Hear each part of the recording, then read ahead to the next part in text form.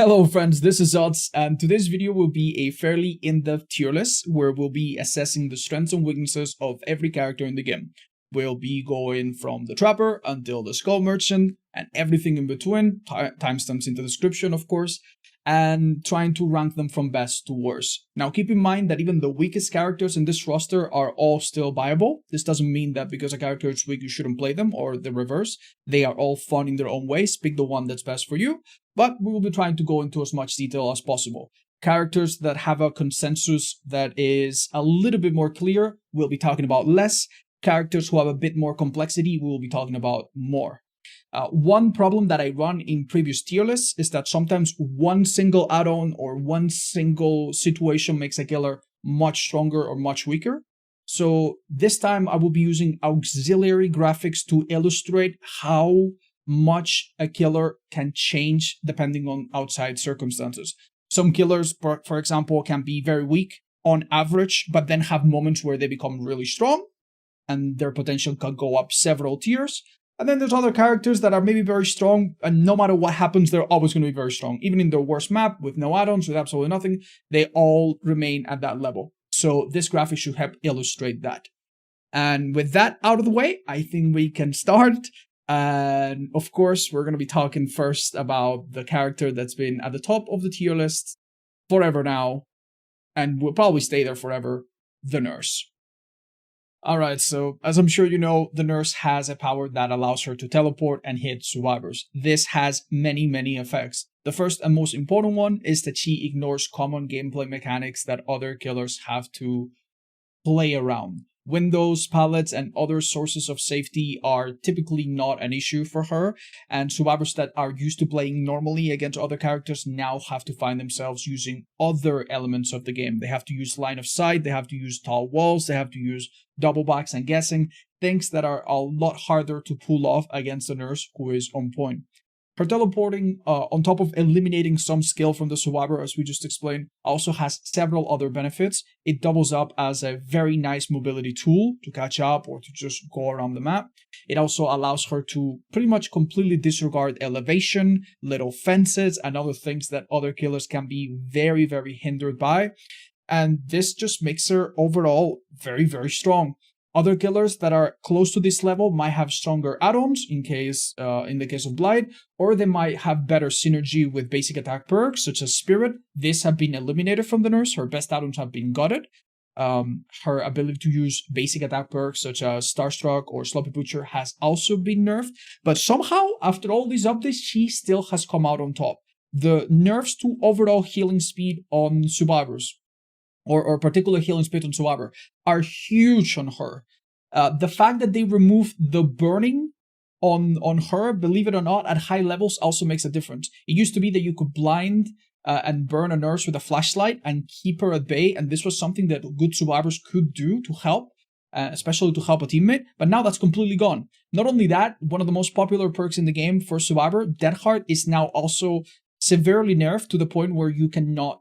Most survivors don't even run it. That means that in your first chase, you don't have Dead Heart against Nurse. Nurse has a very small window where she can attack you, and this made Dead Heart a really easy and safe to use perk against her that had a much higher success rate than against other killers. And one well-placed Dead Heart at the start of the game could mean that your first chase lasts another 20 or 30 seconds. That is now gone. It's completely gone, which means that instead of maybe getting a gen or two done by the time the first chase is done, it's very likely that that won't happen anymore.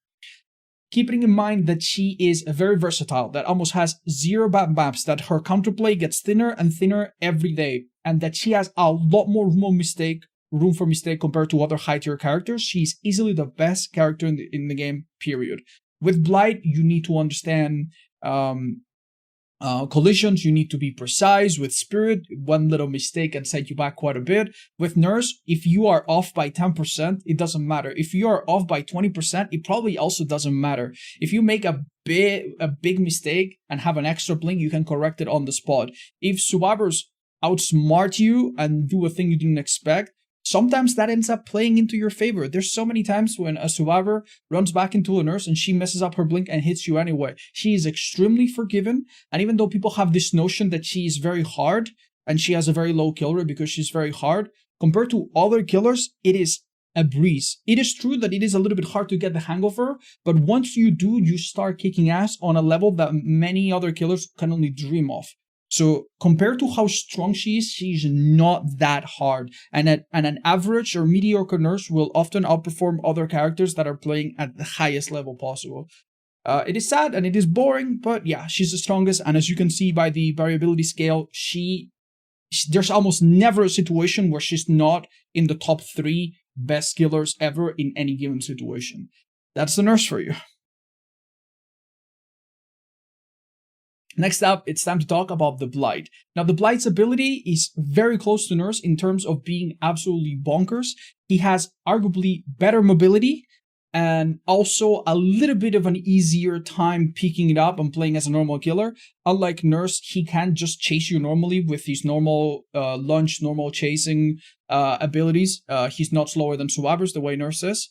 But then we have to consider that he cannot cover different elevations. He cannot go through fences like Nurse can. His power overall is a little bit weaker than Nurse, but he has add-ons that are easily the strongest in the game.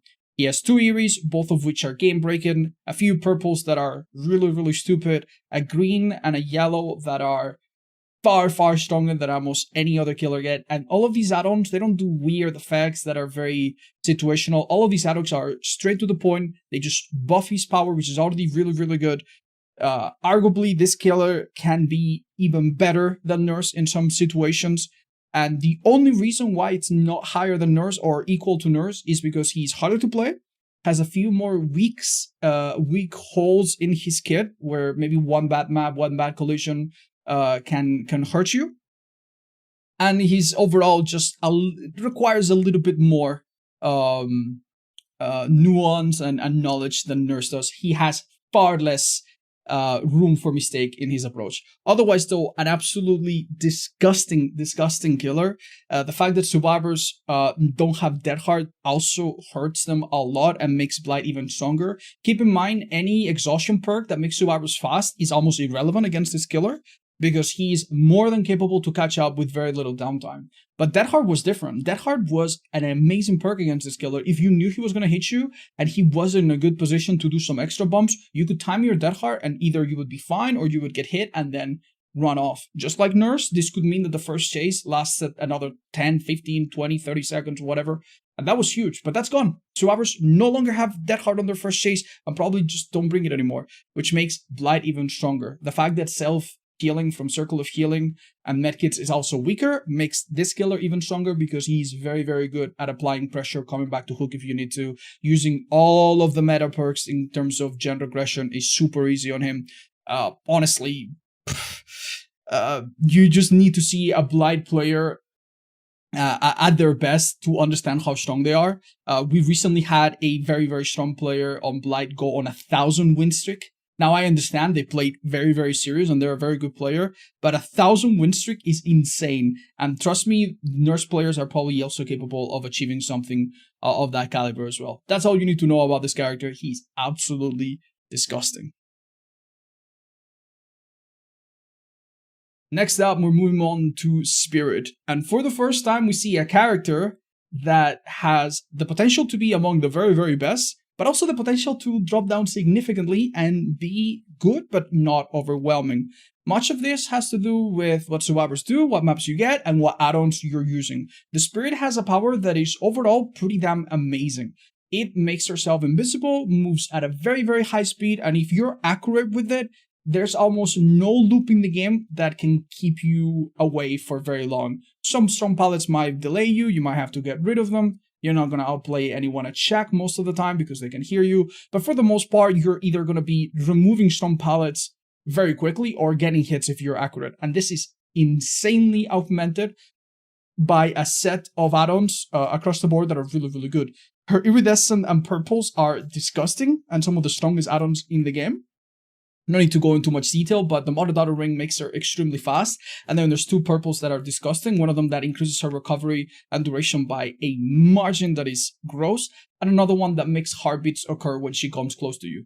And the existence of this second add-on makes it so that the survivor strategy is very, very difficult to know. As a survivor, if you try to be quiet and go back into her and try to be, you know, try to outplay her, she might actually not even need to hear you. She might just have the heartbeat from the cherry blossom purple add-on. And if you try to run away, guess what? She could also have speed add-ons so that it will be almost impossible to beat her to anything. In chase, she is an absolute monster. And much like Nurse, even more than Nurse somehow, she manages to remove skill from survivors. Because her counterplay revolves so much around guessing and reacting and trying not to make sound, even very good survivors that would normally loop you for ages have a really hard time expressing their skill against this type of killer. Now, keep in mind, she is a basic attack killer that needs to hit you and doesn't have any insane burst mobility or ability to... She still has to play around windows and pallets to some degree. And before I forget, yes, her duration add-ons are still bugged. On top of giving her duration, they also indirectly give her recovery, which means that if you run the purple duration, you get your power back almost half as fast as if you didn't have it, which is insane, and I'm pretty sure is not intended based on what the developers have told us. But that bug's still in the game, and it still benefits her and makes some of her already very good add-ons even better. So yeah. The Spirit has the potential to be among the best and could also be a bit worse than that, but is overall very, very strong still. Moving on, we find the Plague, which also owes her high position in the list to some very strong, very clutch add-ons. This is not a killer that can compete with the previous three for the spot of the best killer in the game, but damn, she comes pretty damn close. Her anti-healing abilities that are built into her base kit are amazing. With her puke, you're going to be making medkits and healing perks either very useless or completely useless, which is awesome. And on top of this, she just has a lot of other things built into her that are just going to be very, very quick game enders if the team doesn't play it well. When you drink up from your red fountain, you become one of the best chasing killers in the game. The only thing that can defeat you is maybe a well-timed pallet stun or a map that is so big where you really don't have much of a chance. But you are very, very strong in the 1v1. In some tiles, the red puke is almost unavoidable and will result in a quick hit, sometimes 2 quick hits. It can also go through people on the hooks, which is something that is very easy to forget, but it's true. If someone is unhooking in front of you, unlike Huntress, she can shoot right through that. If you know all of these tricks, you have to admit this killer is really, really scary. There's also currently a bug/feature that I don't know if it's intentional, but I'm going to assume that it is. And it allows the Plague to puke on hooks. So if you down a survivor and they're not infected and you put them on the hook, you can puke on the hook itself. And with duration add-ons, it's going to be infected basically the entire hook stage. And that means that even a non-infected survivor on the hook will infect another person that comes and rescue them. This means that the Plague has even more and more ways to just keep everyone injured and with a bit of luck, destroy everyone. Add-ons only add to this. Some add-ons increase her lethality in small ways. Some of them give her extra fountains to try to mitigate the unfortunate RNG of the fountain placement. But if you want to go full meta, this character is not that far from the previous. You could run something like Deadlock and Tinkerer to make sure that you know when a gen is about to pop and make sure that no 2 gens can pop one after the other, and then run the Iridescent Seal, which would give her her power 5 times per match every time they complete a gen. Doing that, honestly, is so dirty, and it's such an easy win. When people talk about the strongest add-on in the game, this one almost never gets mentioned, but I'm telling you, if you went on a streak of that, you would almost never lose if you knew what you were doing. Very, very strong character, very consistent. She doesn't get much worse than this and has several options, many of which will catch survivors off guard. Even her brown meme add-on can be an amazing surprise that most teams are unprepared for. So yeah, if you are willing to make some risky decisions and understand how to play her, play a little bit of a special killer, but also have to do a fair amount of normal killer stuff. And if you don't mind the RNG on her fountains too much, she is among the best killers in the game, no doubt about it. A more surprising pick perhaps might be Wesker. The thing about Wesker is that there's not one thing he has that places him in this high of a position. compared to other killers. It's instead a combination of very many things. It's not like Nurse where his power is super good and that's just all he has going for him. He has a lot of stuff. He has a little bit of mobility that doubles up as a chasing tool. This chasing tool can eventually cripple survivors into being slower or being insta-downable. This chasing tool can also be used to slam survivors into a wall, or better yet, throw them into an obstacle, into an area that has no escape, which sometimes results in a hit followed up by another hit. It also allows you to vault pallets, which can be useful. It also allows you to vault windows, which is very useful, especially elevated windows. With elevated windows, if a survivor falls down, they get staggered, but if you fall down, you don't get staggered, and you do it really, really fast. So he is a little demon in so many different ways. He can also grab a healthy survivor and slam them against someone else and injure them, which makes them good at on hooks. If someone is about to hit stage 2 on the hook, you can grab someone that is approaching and throw them away, which is something that almost no other killer other than Deathslinger can do. So you can delay survivors and toss them away from their objectives, maybe grab them and toss them away from an exit gate that they're trying to open. All of these little things really add up. Add to that the fact that if survivors want to not get tunneled and not die off the hook, they need to use the vaccine/first aid sprays, which gives him information.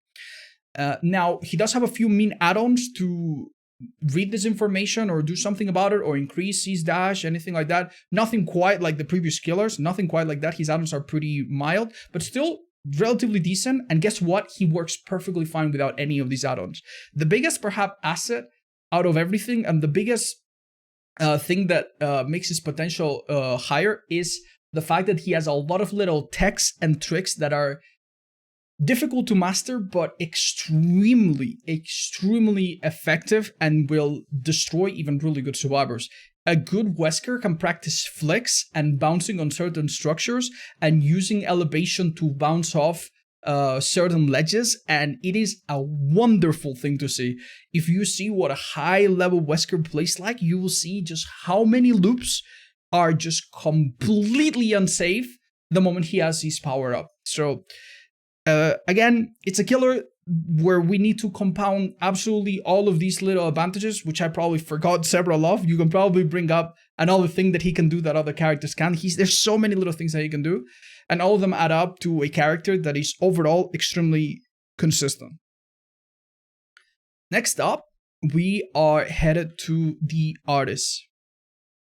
Now, unlike some of the previous characters, she's not a one-man army. She doesn't have a base kit that has it all, and her strength, as you can see, can fluctuate down a little bit. Not too much, but it can fluctuate down a little bit.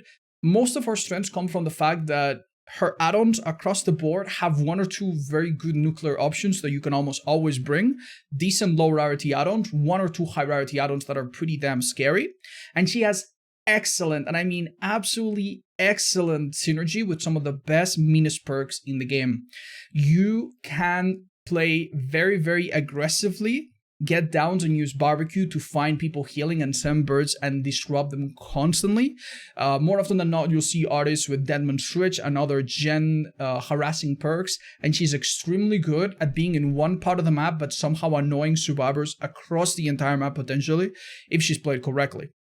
When it comes to the 1v1 in loops, needless to say, she is deadly.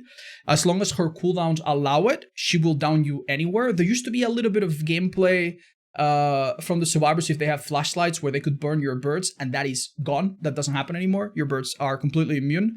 So if survivors are close up, I don't think they can go into a locker. So at any place, you can threaten to down survivors for the most part, unless there's heavy elevation involved. So this is the kind of character that at any given moment, she can injure you if you are a little bit unlucky or she is on point. Now, when you add a bit of distance into the mix, yes, it's not quite as reliable. Snipes are not super reliable. Survivors will hop into lockers and whatnot, but this is where you need to be smart and know your targets and focus on them appropriately. Additionally, you also have to consider the fact that some maps are a little bit kinder than others, and that's where some of her variability comes from. In small maps where survivors find themselves cornered quickly, they're going to die. They're going to die. They're going to die because they'll run to a place, you'll set a bird, they'll keep running, you'll shoot the bird, hit them, now they are swarmed, now you're going to set up another bird. If it's things like shack in a corner, you can set one bird in 1 second, and suddenly their options are reduced to 1, and if they're not very lucky, they're going to get hit. That changes, however, on maps where the size is very large. They can hold forward significantly. Every time you set a bird, shoot a bird, you slow yourself down a little bit as well, keep in mind.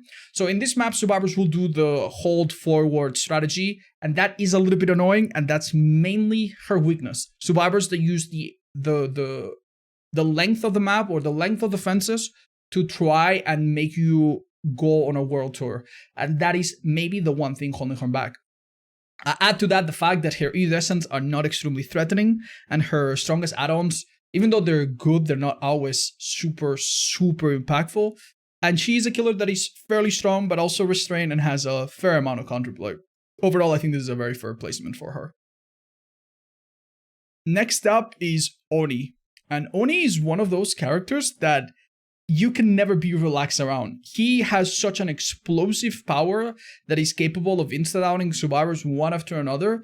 It's the kind of character that if you're good at and you don't give up, even matches that you would normally lose really badly can turn into wins or ties just because you get 2 or 3 downs at a time in a well-timed fashion. So definitely a character that survivors can never sleep on the job against.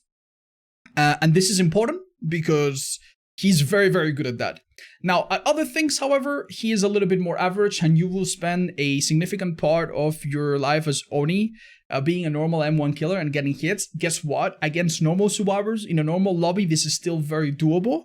Sure, if you play against a tournament team, that first hit can take a long time, but for the most part, getting the blood flowing and getting your power started is not an issue. And he has so many perks these days to know what he's doing. The amount of info perks that you can use to know where to go is amazing and diverse enough so that survivors don't know exactly what hit them. It used to be that you would have barbecue and infectious, and that was it. Now you can have nowhere to hide, you can have Tinkerer, you can have bitter murmur, you can have floods of rage. There's so many perks that can come from left or right.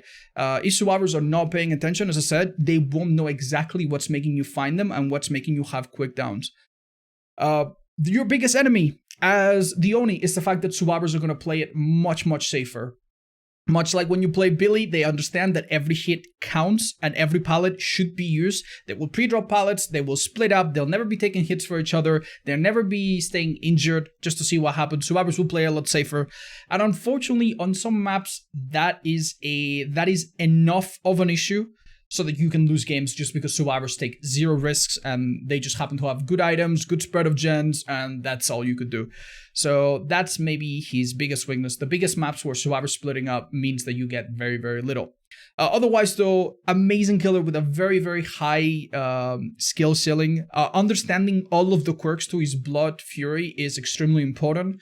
For example, not holding the forward key to go slower is one of them. Tapping AD intermittently to go slower is another one. Running into walls at a certain angle to delay yourself or fake and then come the other way is another one. Understanding how his speed add-ons change what you can do is also important. The whole flick is very important. By default, this killer can do a 90-degree flick at the end of his Blood Fury rush, but if you do a certain motion with your mouse, you can do greater flicks than this. And some people that are quite good at this character can do like straight up 180-degree flicks and hit people around jungle gyms, around walls, almost anywhere, which is insane and really, really scary. It's one of those killers that even good survivors don't typically last very long against, and one bad play from one bad survivor can kill everyone else. So overall, an amazing killer. Even though, you know, playing as him can be sometimes frustrating since survivors play so safely. Awesome killer with a decent range of add-ons as well across the board. Some really bad ones, but overall some decent add-ons across the board. Next up, we have the Executioner, and it is a killer, as you can see, of like massive range here. He has one of the worst add-on sets in the game. Not only are they bad, they're also predictable. So when you play against this character, you're going to be expecting 2 to 3 different add-ons or a combination of those types of add-ons and nothing else. Unlike the S tier killers, he doesn't have any add-on that immediately increases his power in a very direct, very strong, very impactful way. All of them are small add-ons, none of which have guarantees to be super useful in any given match. If you bring range, sometimes you don't need the extra range. If you bring recovery, sometimes you don't need the extra recovery. If you need longer trails on the ground, sometimes your playstyle doesn't really need it. So there's not a set of add-ons that always feels right or that always feels clutch. Almost all of them, even the best ones, which are probably range, can backfire. That being said, even though his mobility is mediocre, even though his add-ons are mediocre, what does this killer have going for him? He ignores some of the most common strong survivor perks that are related to hooks. Deliverance doesn't work against him. Adrenaline, it used to work against him, but I believe they've patched it, no longer works out of a cage. Borrowed time, will make it, anything, reassurance, anything like kinship, it used to work. Kinship used to work in cages, now it doesn't work anymore. All of these things that used to work on him or never, nothing. Now there's nothing left. If you are on a cage, you can be tunneled very easily. And here is where some of his variability comes, map size. If you are in a small map and you go down anywhere near the middle, he can put you in a cage if you're tormented, and then there is no unhooking you. He will hear the notification. He will probably guess where you go based on the spawn logic, because he always sends you to the furthest point, and you're gonna get tunneled really badly. Worst case scenario, you get tunneled and the other person gets hit with his multiple damaging punishment. The punishment can hit 2 people off the hook. Now, because of borrowed time being a base kit thing, you can, like, it used to be that with this killer, you could down 2 people while they were unhooking. You can no longer down the person off the hook immediately, thank God, but you can still down them off a cage. And one thing that good pyramid heads do is force the torment. This might sound a little bit ridiculous, but I've seen good pyramid heads run a little circle around the hook and put trails everywhere, run very nasty style perks like Ruin, Deadlock, No Way Out, Corrupt, etc. And then when survivors go for the rescue, it's a massacre. And when they come out, they get tormented. And what follows is a tunneling fiesta one way or another. So his ability to tunnel, it's a massive discombobulating blow to the average survivor team that is just not ready for it. Or they thought they were ready for it, but it turns out their perks are not doing what they have to. So overall, that is just his massive strength. On top of that, his Punishment of the Damned that we talked about can hit multiple survivors. You can angle it to go downstairs, which makes him a fearsome basement defender. Needless to say, it goes through obstacles, so unless there's some gap or some other strange, rare geographic lack of altitude or something like that, unless it's an anomaly, in almost any loop in the game, this dude can hit you. And he has a recovery that's not too slow, 2.25. That's not too cumbersome. So if he hits you, he will catch up to the next hit really quickly, especially with range. And the good pyramid head players, they know the ranges super well, and they will wait until you're bottlenecked so that you can be hit into some. You can be hit in places where you physically cannot dodge it. So very nasty power once he gets close. The bigger problem and the biggest drawback is that survivors don't need to let you get close. They can keep holding forward, play a similar game as they do with artists, and just keep moving you around to take advantage of the fact that your power is hard to use at a distance, can miss at a distance, and that you're kind of slow when you use it so that they can just hopefully split out and take you on a tour around the map. If they do that, this character, and you fail your punishments a few times, and they don't give you easy cages, and they don't give you an easy tunnel, or you go to a large map where you hook, where you down a survivor, and then you cage them and they appear across the world, then this killer very quickly drops down towards a very mediocre average spot. Otherwise, though, you have to respect his strengths, and I think I summarized most of them. Next up is Huntress, which is one of the most direct characters when it comes to expressing your skill. If you play against a good Huntress or you watch a good Huntress, you can tell right away that you're watching one. Their knowledge of hitboxes, of what they can shoot over, of what they can what they can get away with, what kind of hits are gonna go through even small gaps. All of those things are really, really impressive. And as you see, her potential goes higher up than some of the other killers. She can be not very far from the absolute best if played correctly on a good map, and maybe gets a little bit lucky with RNG, not any long fences, walls, or structures where she would normally struggle a little bit. Big contrast from the previous killer. Her add-ons are great across the board. Decent browns, some incredible yellows that are very much worth the perk slot, and overall good stuff all the way up, with her iridescent head being a particularly nasty thing that most teams are not ready for. So if you roll out with an eerie head that insta-downs and put someone in basement, yeah, half the teams you play against are going to give up on the spot, and the other half will probably lose in the endgame anyway. So she is a very, very strong killer with a high skill expression that can be very, very nasty with add-ons. Even without add-ons, but especially with add-ons, her DPS, her health state damage per second is very, very high. After throwing a hatchet, again, especially with recovery add-ons, she is ready again really quickly. So what Huntresses will do oftentimes is hit you with a hatchet and then M1, or hit you with another hatchet. And if you are out of position, or get caught in the open, or you're forced to go for an unhook, you know, all these situations that happen frequently in a normal game, you will go down in seconds. She also is a fearsome basement defender. She is incredibly good at defending open areas. And anytime a Huntress puts someone in basement or forces a situation where you have to do this, she has a very high chance to completely end the game. And her advantage compared to other range killers is the fact that she can multitask and threaten to injure and turn the tide of the game much quicker and much faster than other characters can, while still having some weaknesses that prevent her from being higher. Now let's go over some of them. The first and most obvious is that she has a ammo count. She has to reload at lockers every now and then, which is a bit slow, especially if you miss them, especially if you're not in opponent chase, especially if you're in one of those maps where lockers are just absent from a complete area. So sometimes you can down someone and be in a place where there's no lockers, and being forced to be a basic killer that's slower than average is awful. So delaying your reloads and stuff like that hurts her a lot. And there's also the occasional map that is just far too big, far too large, has loops that are way too easy for survivors to see you, but not easy enough for you to shoot through. And in this map, she just suffers. She also has a harder time than almost any other killer so far when it comes to synergies. She cannot use stealth perks because of her lullaby. Don't forget that survivors now see your lullaby even clearer with the lullaby, with the heartbeat visual indicator. So she cannot use stealth. She cannot use basic attack perks for the most part.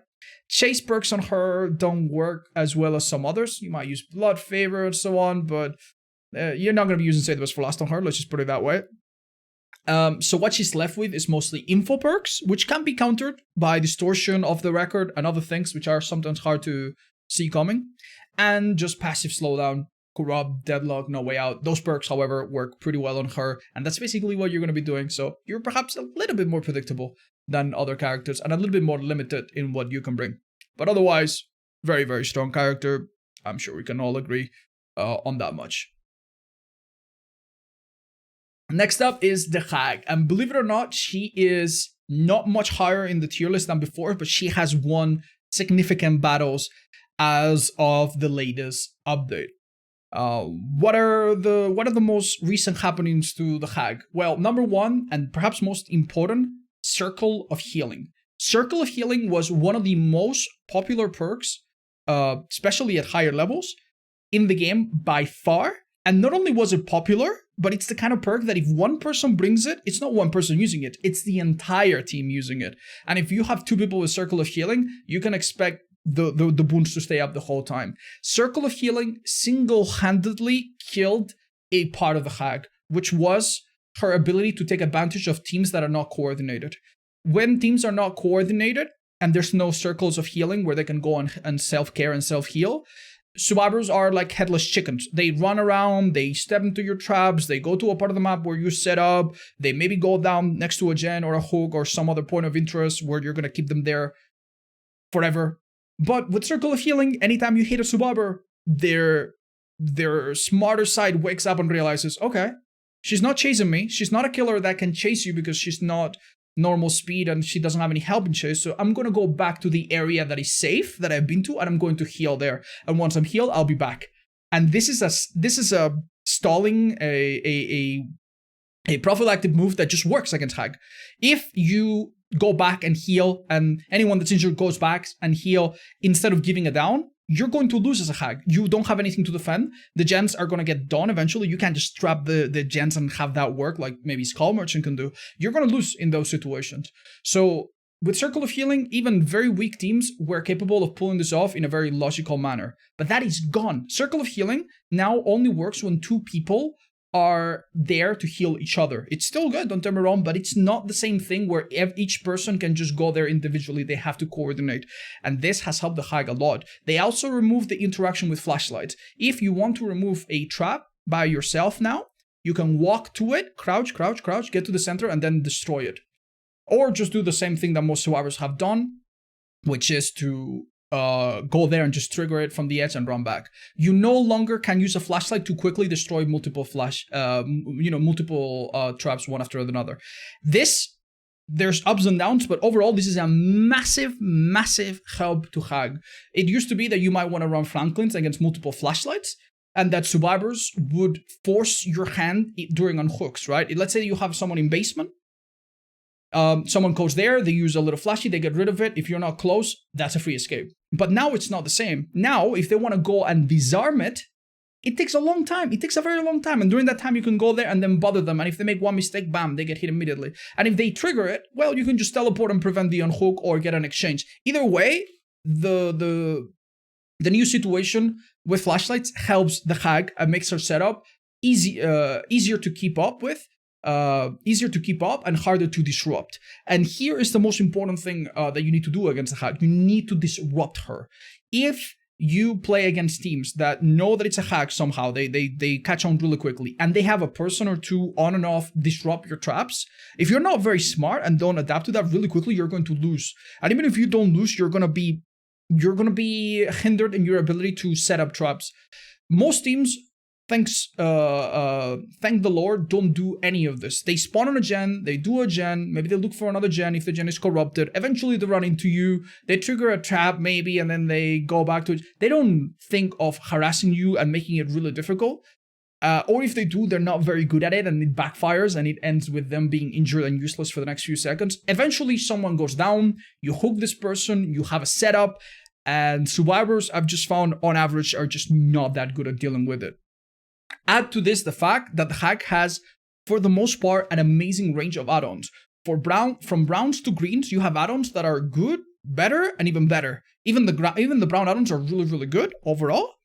And it gets really good. And her best add-on is probably the purple shackles, which makes her traps invisible, which can sometimes give you grabs on healthy survivors out on hooks or during gens, which is disgusting. It's a really gross add-on that really throws survivors into chaos. So considering all of these changes and understanding that she's not as directly imposing and as direct of a threat, and he needs to play a bit more of the long game as other killers. She has potential to go very high, but maybe on average, also needless to say, potential to be pretty low if things go wrong, but is overall a really good character that has taken a little bit of a break in the latest update. Next up is the Cenobite, and the Cenobite has a true check. He is actually one of the highest kill rate killers according to the stats that the devs provided some time ago, and he is an absolute pub stomper, and he's a pub stomper that holds up at the highest level as well. So he's got several abilities, all of which do a little something that adds up, and the most important one to talk about first is his cube. His cube forces a timer on survivors. If survivors are smart, the ones that are being chased will take you away from the cube, and the ones that are not being chased will slowly take on their chances and solve the cube when you're busy elsewhere and when it's a good time. I've played against strong survivors in like tournament settings with tournament rules, and this feels like an afterthought. It doesn't feel that strong. Yeah, it takes them away from gems for a few seconds, but for the most part, it's really, really hard to make the cube do anything against a super, super strong team. But in your average lobby, this just doesn't happen. Your chases are much faster. They don't understand where the cube is. They don't guess it. They don't communicate it as well. Sometimes they'll run you into the cube. Sometimes they won't fix it in a time they could. And what's going to happen many times is that you get downs. Their gens are not done. They need to heal. They need to do gens. They need to unhook. They need to maybe deal with your hexes or other perks that you have up. And during this, they have to solve the cube. And then they pick it up and they do it right next to you. And then maybe they don't understand how to time the chains, which are very unintuitive. So they reveal that they have the cube. They try to solve it, but they get interrupted by a chain. So then you show up, you down the guy with the cube, and then everyone else screams. And then the thing resets again. And now you hook that guy. Now you have two people on the hook. They still need to do your totem. They still need to do gens. They still need to heal because they haven't healed yet. They are absolutely in shambles. And this happens all the time. This is one of those killers that I can play without perks. And if I control the cube well enough, it is very difficult for survivors to keep up. On top of this, what can he bring to the table? His add-ons overall are weird. He has bad add-ons across every rarity. There's like one or two really weird add-ons, but also a few really strong add-ons sprinkled in between them at almost any rarity. We have add-ons to delay the box, which are very, very simple and consistent. We have add-ons to give you information once you chain a survivor, which I find to be really strong. Add-ons to make extra chains happen, which are very powerful and mitigate some of the chain RNG that happens when you use your chain as a chasing tool, which, by the way, is very damn good, even though it's very difficult. And then add-ons that are even more ridiculous than that. You have the Iridescent Engineer's Fang, which has a big downside, but also injures survivors when you hit them. And this is the type of add-on that if you were like 100% devoted to playing only that, if you got good at using that, you would be extremely scary. Every survivor you chase, you would immediately put into injury, and no one could be able to go for unhooks or do anything risky if you were 100% accurate with that. So if you wanted to be a demon, similar to Huntress with Everhead, you could practice that add-on and you would be really, really fearsome. And then another one that's arguably even more unfair is the Original Pain. It's a purple add-on that makes it so that if a survivor is injured and they break a chain, or you break the chain yourself while chasing them, doesn't matter, you can force it, they have Deep Wound. And this has two sides. The intended side, I think, from the developers, is to slow down the game. So if you see a survivor that's injured and maybe is half healed, you hit them with a chain, you go away, and now they have to reset the whole healing after mending. But you can also use this aggressively as a tunneling tool. If you chase a survivor off the hook and hit them with the chain, and then you break the chain yourself and hit them, their Deep Wound goes away because they cannot have endurance. Their endurance goes away because they cannot have Deep Wound and tank another hit. So basically, you have an add-on that straight up allows you to tunnel anyone you want, whenever. And that is so disgusting. That is so ugly. And it's one of the things that elevates his potential, because it's one of those nasty surprises that you can bring, and most common survivor teams just don't really plan around that. They don't really expect it. And let's be fair, even if they did expect it, it's not like they have a lot of counterplay to it. So really, really, really nasty stuff. Now, why does this killer also have potential to be much weaker?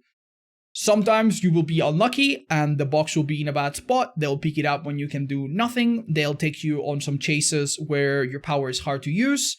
Everything will line up wrong. You'll use a chain that looks good, but then it breaks immediately from a tiny tree, and then the follow-up doesn't hit them. So his power can be a little bit dodgy. And at the end of the day, he is a normal M1 killer and can be susceptible to strong perks, strong add-ons, same as almost anyone else. So yeah, he's ultimately, limited by those things, but overall he's a very, very strong killer with whom you can do lots of damage in public matches. Next up is twins, and notice that their potential goes really, really high up or really, really low down. It's a very, very difficult killer to narrow down. On average, I think they sit around here, but yeah, it's tough. So the twins are basically two killers at once. On the one hand, we have Charlotte, who's a basic killer that does basic killer things, and she can also control Victor, which is the little guy that is 150%, so 50% faster than survivors, pretty nuts, and much faster than a normal killer, and has the little pounds to grab onto a survivor, keep them injured, reveal stuff around them, and a bunch of other things. His ability also, if you line it up well, you can also get hits over pallets and through windows, which means that Victor is basically unavoidable. If you use Victor well enough, the survivor that you chase, unless they are a god, they will be injured. What happens afterwards is typically what decides whether Victor and Charlotte go up in the tier list or down. If survivors split up, if they don't give you any free hits on Charlotte, if the survivor that has Victor holds onto it for a little while and repositions in the meantime, and all of these things keep happening, it's tough. Another thing that can also happen is that in large maps, survivors will use their environment and sometimes teamwork to kick your ass. What do I mean by this? You can go away from Charlotte in a big map, say you use Spring Burst, and then go into a locker. And there's nothing the killer can do. If you're fired off, you're going to get away. And if they come and get you off the locker, maybe they lose someone else that they had down. And if they go for the person they had down, you get out of the locker. So there are a lot of situations where one little body block, one good perk. This killer, the reason their potential dips down so much is that a few perks that are not extremely common absolutely destroy them. If you have a couple people in your lobby that have power struggle, you literally cannot pick them up ever. A couple unbreakables can do a lot of damage. One will make it. One we're gonna live forever to pick up people from the ground. You are absolutely destroyed. You have to also keep in mind that the changes to Circle of Healing have had a similar effect as they did with Hag. In the past, it was very difficult to play twins because you would injure a person, then injure another person, then slowly get your power back, then injure another person. And by the time you did this, the first person had already used their medkit and they had 5 more heals. The second person had already healed in Circle of Healing and are back to gens. And the third person is probably going to get Adrenaline anyway. This was awful. This was awful. It was really, really rough. But medkits now are slower. They don't have as many charges on average. Circle of Healing, as we explained, no longer allows people to heal themselves and is much harder to use because you need to do it as a team. And that is huge. That means that every injury you do with Victor, as long as you hold the gens a little bit in the meantime, can translate into someone being injured for a long time, which means that multiple people injured means that you can go on a little hunt on downing everyone on the ground. And that is a fairly common occurrence with twins. The fact that they can ignore much of the common looping and that Victor is super deadly is a big deal. They have add-ons that are serviceable and decent at lower rarities, which is awesome. And a few add-ons at the higher end that are maybe scary, and also a bunch of middle rarity add-ons that are complete garbage that you'll never see. So overall, they have decent options and can use some perks very, very creatively. And the skill ceiling is obviously fairly high. The very skilled twins players understand how they can jump over obstacles and they can do some really, really nutty things. And they have to play a little bit of chess, make sure they have a few injuries, maybe use perks to do this. Overall, the twins are in a decent spot. That being said, just because they are strong, it doesn't mean that they are pleasant. They are riddled with bugs. Their recovery and cooldown feels extremely punishing. If you miss your pounce, or even if you don't and the game decides that you have missed it, you will slowly see a survivor walk up to you from 5 miles away and kick you in the face. And all these things feel awful. They feel awful. Twins is the best worst killer in the game in a way, because there's so many things wrong with them, but they are still very, very decent and hold up in the tier list. Overall, I would say worth playing if you can put up with this. Next up is the Deathslinger. Now, the Deathslinger is arguably one of the most unique and fun characters in the game, and is not that far from Huntress in terms of potential and in terms of how he plays. From up close, he's very deadly.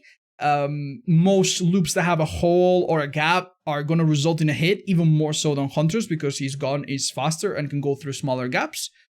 But the trade-off, and he also doesn't have a lullaby, and his reload, yes, it's it's a little bit slower. You need to do it after every shot, but you don't ever have to reload from a locker. So even though you're a little bit slower between hits, you don't ever have a big break, which is very, very nice and helps him in a lot of maps where lockers just don't spawn. So that's awesome.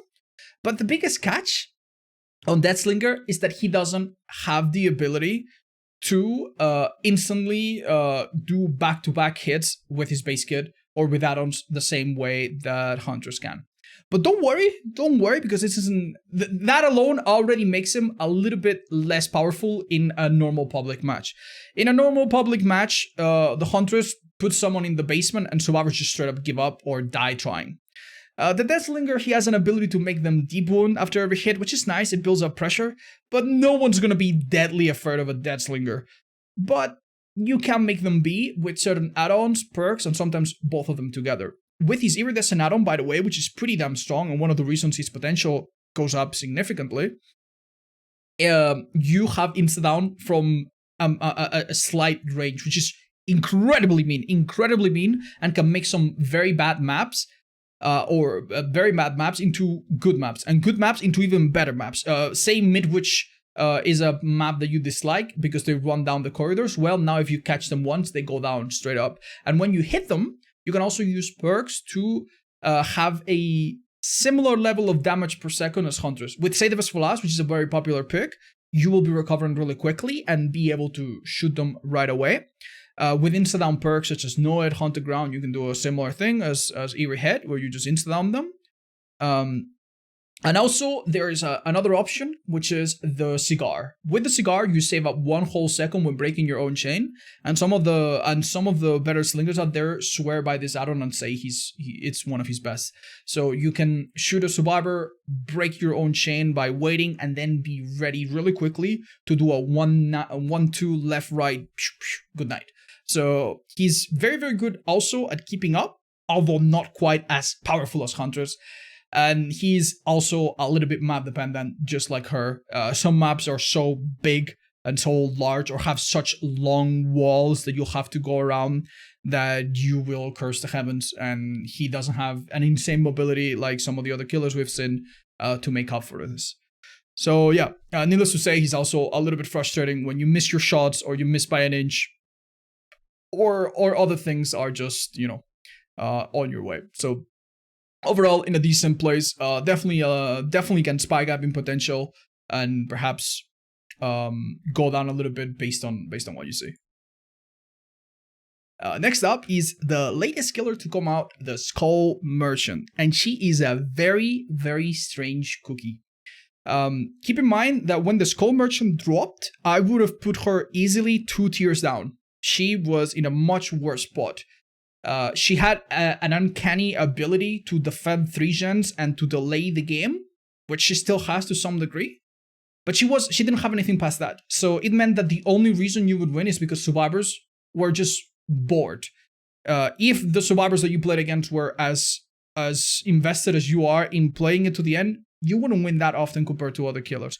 So when this killer came out, and I know that that's the impression that many people have kept from the Skull Merchant, she was in a different spot than she is now. But ever since this killer has come out, some things have happened. She now has a built-in ability to become faster in chase based on how many people are in her radars. And at any given time, you're probably going to have at least one person, the person you're chasing at least, and sometimes more, depending on how well you've defended the gens. In maps that are large, she can find a 3-gen and try to artificially make that the new map and hold on to that. In maps that are not that large, she can trap multiple gens, keep people in her radar, and give herself a speed boost. People that mess with her drones now have a natural debuff where they'll break pallets if they get chased, so they need to be very careful. You can no longer do that on a whim. You need to be very tactical. And this is the type of killer that can play a 1v4 where it's also a bit of a teamwork check, similar to the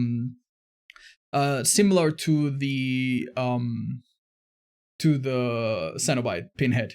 If you don't play against a team where everyone is on the same page, it is extremely easy for one person to condemn everyone else. One person gets exposed from her ability, it's over. One person tries to finish a gen and you sneak up to them with your built-in stealth, it's over for them. One person fails to disarm a drone, they get exposed, it's over for them. There's so many ways to lose the game as a team against this killer.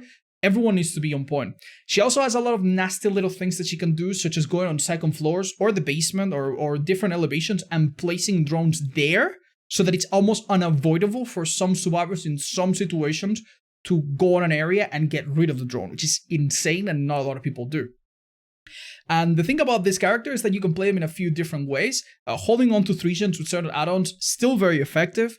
Playing onto her add-ons that give her speed boost and playing as a speed demon is maybe arguably her best strategy, and it is incredible to see in motion. It's not very obvious for you, and it's definitely not very obvious for the survivors, but when you have a few people on your radar, and now you're 5%, let's say 7% faster because of your add-ons, and you also wall things faster, you also destroy things faster, you also obviously keep that speed during your launch, that makes you a lot deadlier than you think.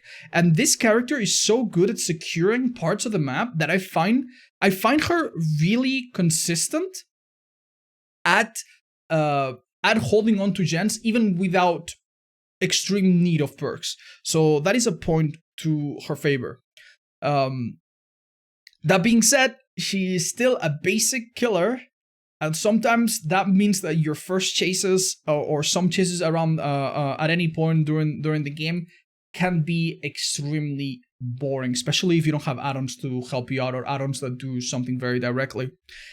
This means that you might end up having to just slowly go through windows, slowly eat every pallet, and that's how you can lose games. But you will find that if you play her safely, she gives very consistent results, which is very, very surprising for a killer whose base kit at the start wasn't all that impactful, but has slowly evolved into a more action-oriented one. What else do I need to say? She gets information on survivor locations, on survivors' health states, whether or not they can go down. All of this information, unlike before, unlike her release, she now sees that. So you can track people on your radar, know where everyone is, and find the person that you need. Like, it's very, very easy sometimes to find things by elimination. Say you track 2 survivors, one of them, both of them, you know where they are. The 3rd survivor is on the hook, and the 4th survivor is the one you want to tunnel out because they're on hook and they're hiding. And then you hear a gem pop, and you're like, okay, I know it's a 4th survivor. So you can deduce a lot of important information based on what your scanner and your drones tell you. All of that overall puts her here in my book, but if you have different opinions, this is the latest killer to be released. I'm sure we can all learn about her still. Next up is the Knight. And again, little disclaimer, when the Knight came out, he had a collection of issues, a large collection of issues that definitely wouldn't put him anywhere near this high. But after a few buffs and a few changes and us figuring him out better, I do think he's a very, very strong character that is a little bit over the average at least, and has things that are really, really unexpected for the average survivor that probably hasn't seen that many Knights since he came out, or at least good ones. So what's up with the Knight? What is his main strength? His main strength is his ability to multitask, his ability to deal with broken pallets, and also the fact that he doesn't need any perks to do significant damage to gens and keep them under control. Gens kicked by a guard that he summons receive 5% damage, which is nice. It's really nice. Survivors trying to win a gen tapping competition with you are going to lose very quickly, while you yourself waste very little time. And this also extends onto other things. If a survivor is dropping a pallet in front of you, you can use that moment to summon, because the pallet loses its spawn collision while it's being down. It's a bit of a trick, but you can use that time to summon a guard and instantly break it on the spot. And if this guard is the Carnifex, there's no delay. So a survivor that drops a pallet on top of you basically gives you a better version of Enduring and Spirit Fury. This has made me go on win streaks alone. I played Knight without ever sending guards onto gens, and I've just chased people. They drop a pallet, I insta drop it, I insta hit them.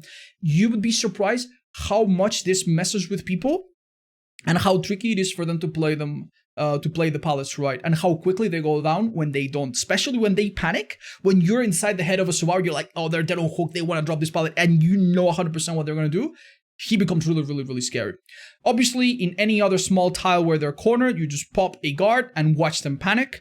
It's very, very difficult to avoid that, and he has an unavoidable chase power in many situations. If a map like the game or Larry's is involved and it's easy to corral survivors, even more so, they're gonna find themselves dying really quickly if they just stay in one loop. And you can also be a little bit more creative, especially with some add-ons that almost feel like a requirement.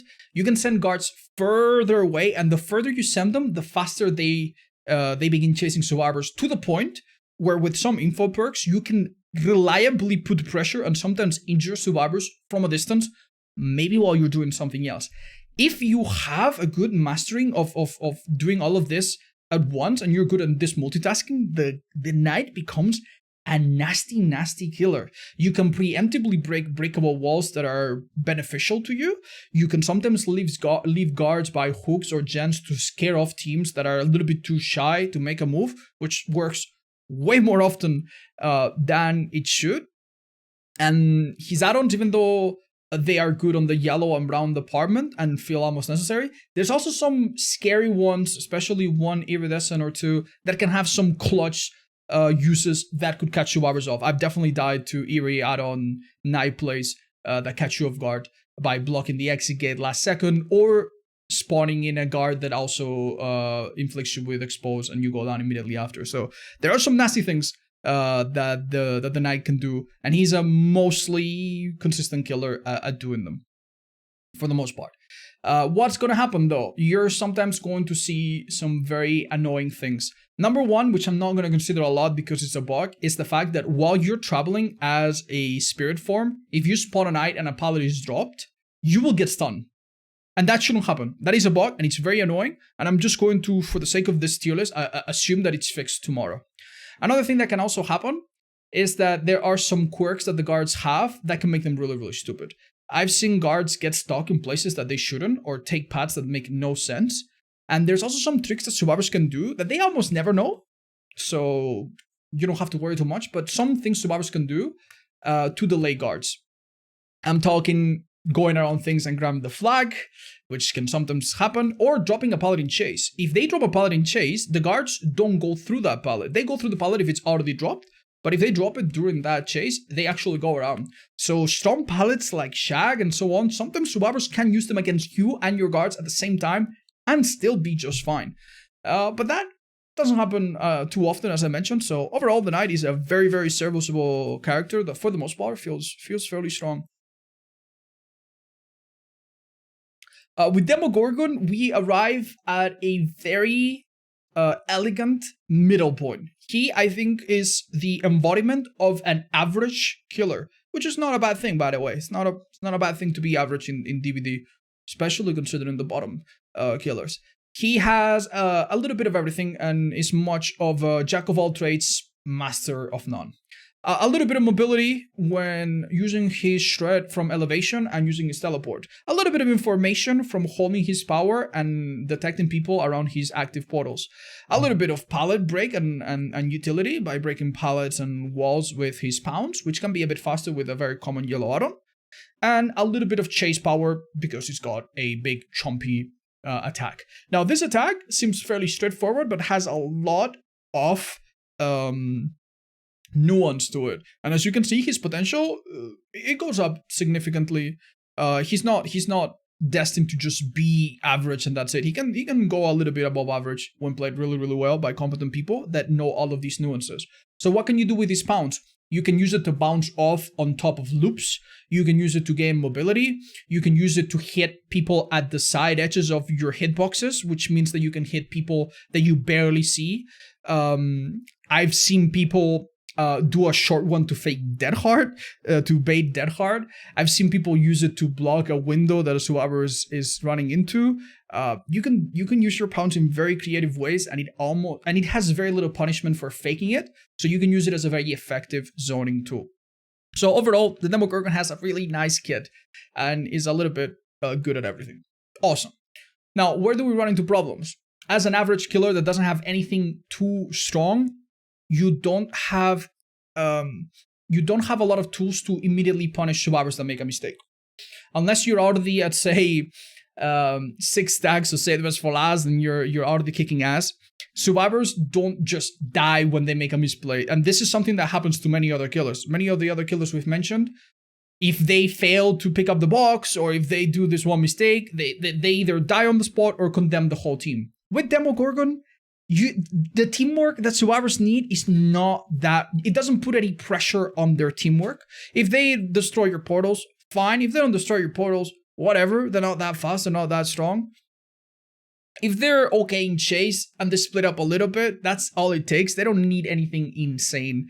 And I think that's what maybe keeps them as a somewhat average, middle-of-the-road killer. This also means that maps that are rough will hurt on him. Even though you can shred through pallets relatively quickly, it's also very easy to mess up, and it's very easy to get baited on windows, and survivors will use and abuse this, especially if you're a beginner demo.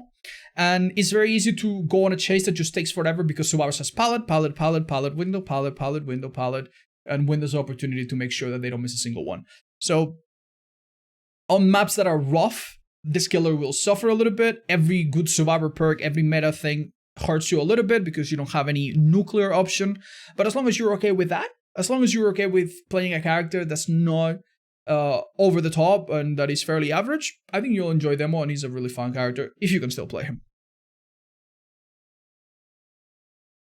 Next up is the Doctor. The Doctor's biggest constraint is the fact that he is a no particular mobility basic attack character that has to get close to you and hit you. He doesn't have any natural insta-down, he doesn't have any insane teleporting, he doesn't have any BS power like some of the other killers do, but he then brings other things to the table that make him quite fearsome, especially in the context of a public match where there's multiple points of failure, where teams can fail a number of ways. Unlike Demogorgon, which we just talked about, he definitely does put a bit of pressure on the team. If you don't know how to handle madness, if you fall under the category of player that panics when they get a bit distracted or doesn't know how to hit the skill checks, which can be hard, which is also a common thing on Doctor. There's a lot of things this killer can do to mess with players, and his madness also doubles up as a slight stalling tool, as a very important information tool as well. It is very difficult to be dead on hook and dodge the Doctor forever. Eventually, you're going to scream, you're going to be found, and he's going to be able to chase you.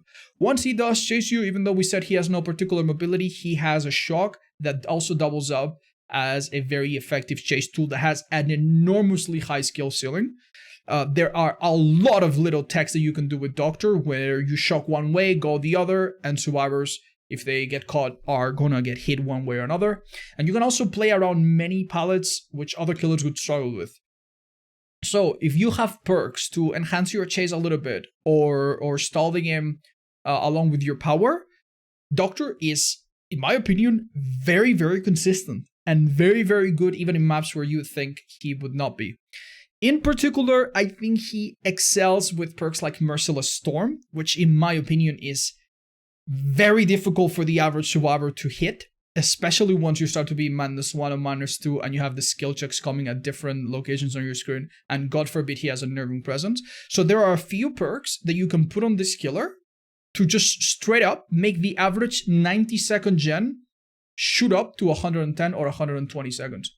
That is a big deal. That is a big deal. A killer who has a bit of a chase power that can make the average gen take an extra 15 or 20 seconds, that is absolutely nutty. That's all you need, honestly. You need nothing else.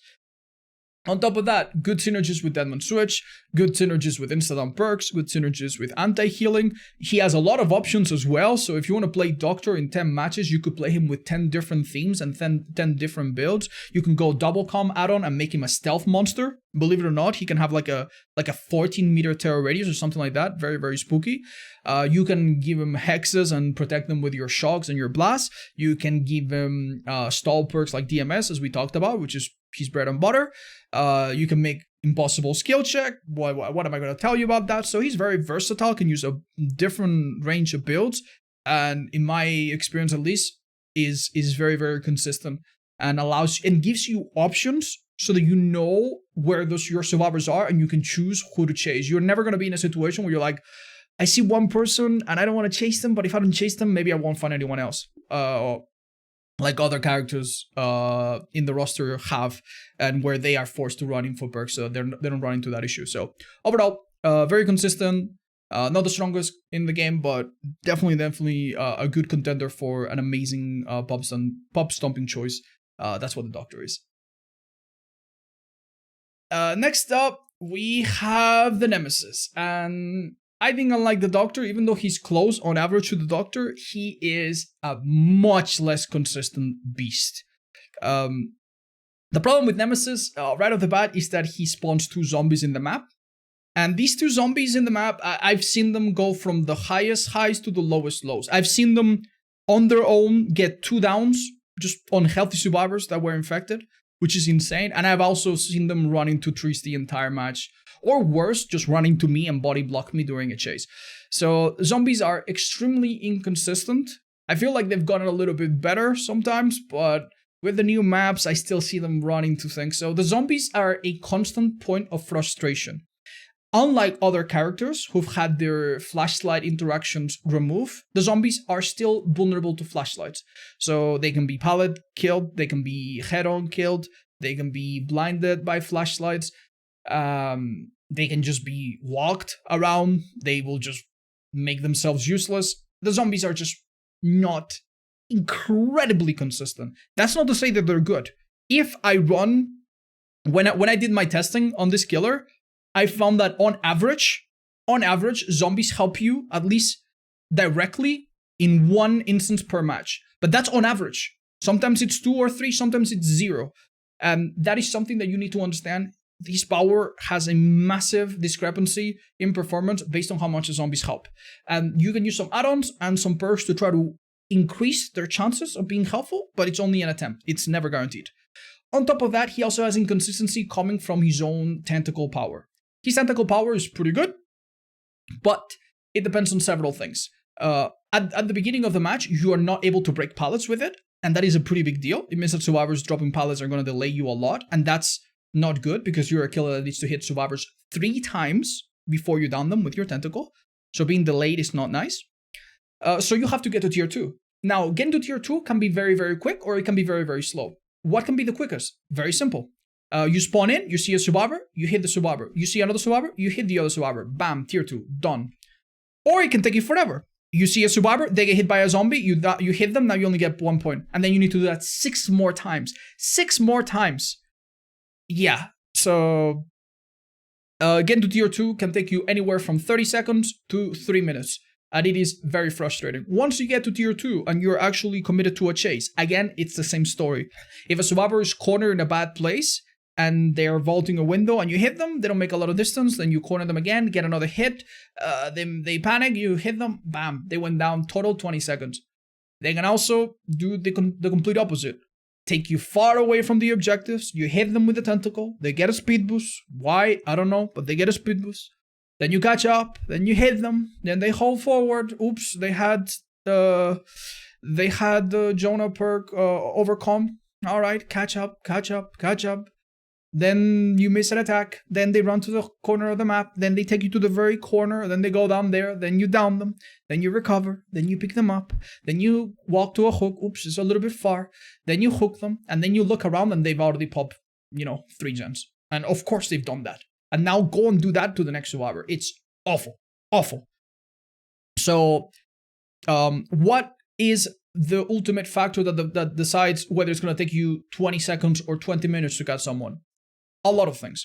The map size, how good survivors are, how on point you are. Hopefully you are on point. Whether or not zombies corral them, whether or not you caught them in the open, whether or not they have a sprint burst ready. All of these things can result in such different outcomes. It's really, really difficult to rate Nemi games. For the most part, I found success in being very, very reliant on... The most success I found is to be reliant on game slowdown perks, so that you can take time to build up tier 2 and then reap all the benefits. In tier 2, Nemesis becomes quite scary.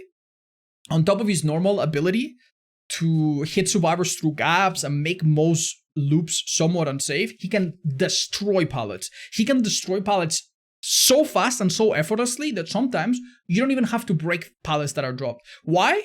Because if survivors go to that pallet, you can hit them over it. And if they stay on that pallet, you can break it in chase. And if they don't return to that pallet, you can just leave it there. So he's a killer that can ignore pallets to such a degree that you don't even need to break them once you have that ability, that is.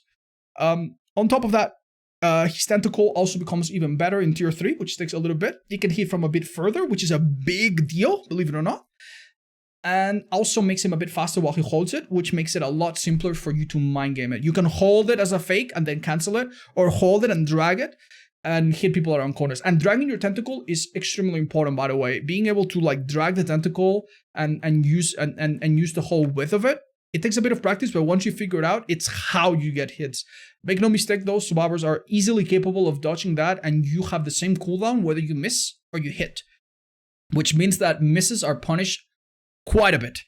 And that's going to be the most frustrating part about Nemesis. Going against a survivor that is really smart, that knows how to crouch behind certain structures so that you don't hit them, that makes you whiff your first tier 2 necessary type hit, and then you find yourself in a game where everyone's taking a lot of hits and no one's dying. And once you think that you have a bit of an advantage, you start to hear vaccines, and it's back to the same thing. It's quite insulting, and we haven't even gotten to the add-ons. Nemesis add-ons are... some of them are just straight up horrible. I'm not even going to bring up the Stars manual and how insulting it is, but look it up yourself. But his add-ons are bad. And even his best add-ons are not guaranteed to work. And this is very, very insulting. That even if you bring his best add-ons, there are situations where they do nothing or they can have very, very minuscule effects. So overall, a killer that is ultimately carried by his chase ability and depends on it quite a bit. Anything going on is very, very unstable. Next up is the Dredge, and the Dredge is an amazing killer. I love him. He's one of my favorites, and I really, really like him. But as you can see, his consistency is all over the place. You could argue that the Dredge has like 3 different powers built into one. The first power that he has is just his ability, his normal ability to go into lockers and teleport from locker to locker or from anywhere towards a locker. This can be pretty good, or it can be pretty bad. And I'll explain why in a second. Then he has the ability to leave his shadow behind, the remnant, and teleport to his shadow. So basically back to a place he was in a few seconds ago. And this can be useful in loops. But it can also be bad. We'll get into why in a minute.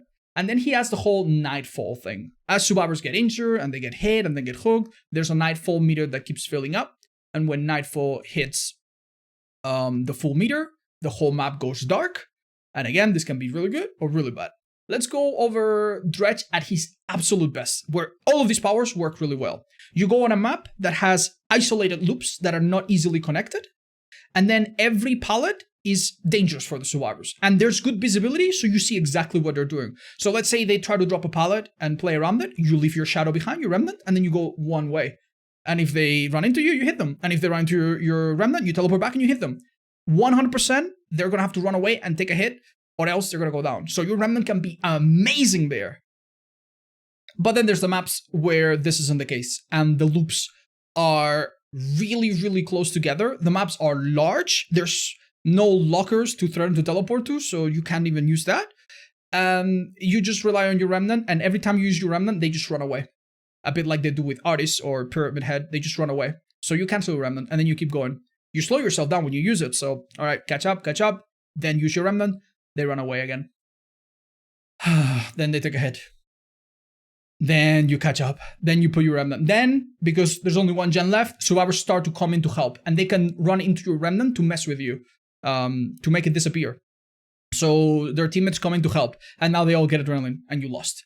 So his remnant can be anywhere from decent to very useless. And it's the same for his other abilities. His general teleporting can be godlike. There are maps where every gen has one locker next to it. And then you can threaten to stop any gen at any given time. Hell, there's even lockers in loops, which means that if someone is threatening to leave a place into another, you can teleport there preemptively, maybe even next to gates, so that you can teleport next to a gate uninterrupted or prevent someone from escaping. And this is awesome. But then there's maps where this just doesn't happen. There's maps where gates have no lockers next to them, so you cannot contest them. There's maps where the lockers are on different elevations on the gens. So you teleport to a locker, you come out of it, and the gen is on a platform, on a hill, and you see it, but you can't go to it. All right, so you don't have any pressure on that. And then there's also maps where, due to randomness, lockers, don't spawn anywhere in a particular corner. What are some of the worst offenders of this? The worst one from the top of my head is the Sanctum of Wrath. The Sanctum of Wrath has a corner of the map, or a third, or a half of the map sometimes, where if you get particularly unlucky, there will be certain tiles that don't have lockers. No lockers. So if you are one of the boys and girls that need to reload there, too bad. And if you're the Dredge, your entire mobility power is crippled. You will use your power and see nothing, maybe one locker in a place that's not even good, or a gen that's already done. And let's not forget, survivors can lock the lockers to make your mobility even worse. So yeah, mobility on Dredge can again go anywhere from awesome and decent to very, very lacking. And then there's Nightfall. Nightfall is a very inconsistent power as well. For some survivors, especially newer survivors, it is beyond crippling. They don't know the maps well enough to understand where they are at any given time. Hell, even experienced survivors have this happen to them sometimes. So when everything goes dark, they have no idea where they are. This is good for you as a killer. Many times when the Nightfall drops, you will chase survivors and you see, you have a night vision, right? You see the map properly. So you hit them and you'll notice that they have a good option on the left where there's pallets and windows and nothing on the right, and they go to the right because they don't see it. So this definitely messes with those some survivors. There's also a not insignificant amount of players that play Dead by Daylight on a console with a TV on their living room where there's sunlight. I know, right? Gamers and sunlight. But there are people like that. And believe it or not, for those people, when your screen goes dark, nothing can be seen. I've seen what it looks like. I've played on a monitor on a very lit room with no filters, no brightness, just a TV setting, and I saw nothing. I could see nothing. Even if I knew the map, I wouldn't know where the hell I am in it. So for a lot of people, Nightfall is extremely disorienting, and for teams that misplay it, needless to say, Nightfall is deadly. I've had games where I teleport, detect someone with a heartbeat. Luckily, they corrected some bugs around that recently, and then come out and hit them with Noed, and then get my power back, go back, see someone else with Noed, hit them off the gate. All of this can be incredible. But then there's also times where Nightfall just never happens. You never get your first hit on survivors because reasons. The Nightfall happens very, very slowly. And then when you do, they've locked every locker. Everyone's super aware. Everyone brought Spin Burst. Everyone just knows where you are. So, or they know the map so well that the darkness doesn't really change the way they play too much. And they have such good comms that the lack of vision doesn't really affect them too much. So again, 3 powers, all of them can be awesome, or they can just be mediocre. And that is, sadly, his state. He's a killer that is really, really fun, who has very transformative and creative add-ons, some of which are surprisingly good, even for the low rarity, but it also makes you feel like you need 3 add-ons. With Dredge, no matter what you pick, you will be missing something. He has add-ons that give him information. He has add-ons that give him recovery to use his power faster. And there's add-ons that give him the ability to break, well, one in particular, the ability to break, the ability to break locks on lockers so that you can come out of them faster. Now, if you pick the boat keys and the Hades calendar, well, that makes the lockers open faster. That's good. And if you pick lavalier microphone or the tablets or whatever else, you'll have info. But then you will be missing the other one. And that's it. If you pick recovery and info, you don't have lock speed. If you pick lock speed and recovery, you don't have info. This is a very frustrating thing where no matter which two add-ons you pick, something's going to be lacking, and maybe that something is the one you need in the next match. And that is a little bit frustrating. I wish some of his add-ons were made partially base kit so that you don't have to be in this uncomfortable position. Otherwise, though, he's a fun killer, and add-ons, for the most part, are fun and good to use across the board. So if you are ready to understand him at his worst, and understand that that's a sometimes unavoidable thing that happens with Dredge, you will be able to enjoy him at his average and even at his best. Next up is the Hillbilly, and oh my boy, do we need a requiem for him. How low he has fallen. This used to be, mind you, what, the second best killer in the game? Yeah, okay, those were simpler times where there were like 5 killers in the game, but still, the Hillbilly is in a really, really tough spot. As you can see, his potential spikes up higher than any of the other killers that we've talked about or that we'll talk about for a while. He can be a really, really powerful killer if played to a perfect degree and, you know, with a bit of luck, and hopefully Survivor's making some blunders or some risky plays. But he can also be average and even below average at times. We have a character whose base kit is very, very decent, but also unlike other characters such as Pinhead, where you automatically impose a condition on the other side that they have to be good and have teamwork. This killer is the opposite. Not only does it not have any kind of like pressure on the 1v4 by his base kit, he has a massive pressure on you, the person playing him. The Hillbilly has an ungodly combination of being difficult to play and needing to be played well to express his full potential. And this is difficult. This is very, very difficult. If you want a killer that you can play and you can chill with and you can not think too much, well, too bloody bad. This is the type of killer where you'll need to learn the maps. You'll need to learn the collisions of each object so that you know if you can curve around them and how close and how steep of an angle you can use when colliding with it with your Chenso. You need to know your timings. You need to know your add-ons, the 2 or 3 you'll be using, because frankly, most of his add-ons are atrociously bad. And then on top of having all of this knowledge, you also need to do a perfect input. You need to run behind Survivor and rev your saw, and if they spin side to side or run into you, you need to not fall for these little techs and FOB spins. You need to track them really well. And if you are doing some kind of curve around an obstacle, around the shag, around some kind of wall, not only do you need to know these things, not only do you need to guess, not only do you need to input it well, you need to guess. You need to guess. The worst part about this killer is that on top of being difficult to learn and difficult to execute, you also have a layer of guessing. There's times where the correct thing is A, and if Survivor does B, you miss it, and that's it. And you wasted all that time. Playing against the Hillbilly is not that difficult, even though it's very easy to make a mistake and sink your entire team, but keeping him busy is not that difficult compared to how hard it is to play as him. So I think this is his biggest burden. Now you might be like, well, I am a professional gamer. I play the Hillbilly extremely well, and I plan on being perfectly consistent 100% of the time. Then yeah, sure, good for you. You can take him up a tier if you want to, but I do think that no one can do this. No one can do this. If you have a good day on Billy and you play flawlessly, you will still be less deadly than many other killers above him that can play that well, even on days where they don't play flawlessly. Let's be real, not all of us can play flawlessly every time. So we have that going for us. That being said, I haven't really gone through the basics of him, but he's a basic killer with all the basic stuff, who has an insta-down on top, which is good, by the way. Having an insta-down with no big condition means that he's able to defend hooks, he's able to secure kills, he's able to do a lot of things that some other killers wish they could, and he has a little bit of mobility, with a bit of an asterisk, because some maps do make that mobility a bit of an issue. So yeah, that's the way I feel. If this character had just a little bit more oomph, a little bit of a better base kit, some better add-ons. If this character had add-ons that didn't have downsides, that were actually proper, I could easily see him being several tiers higher.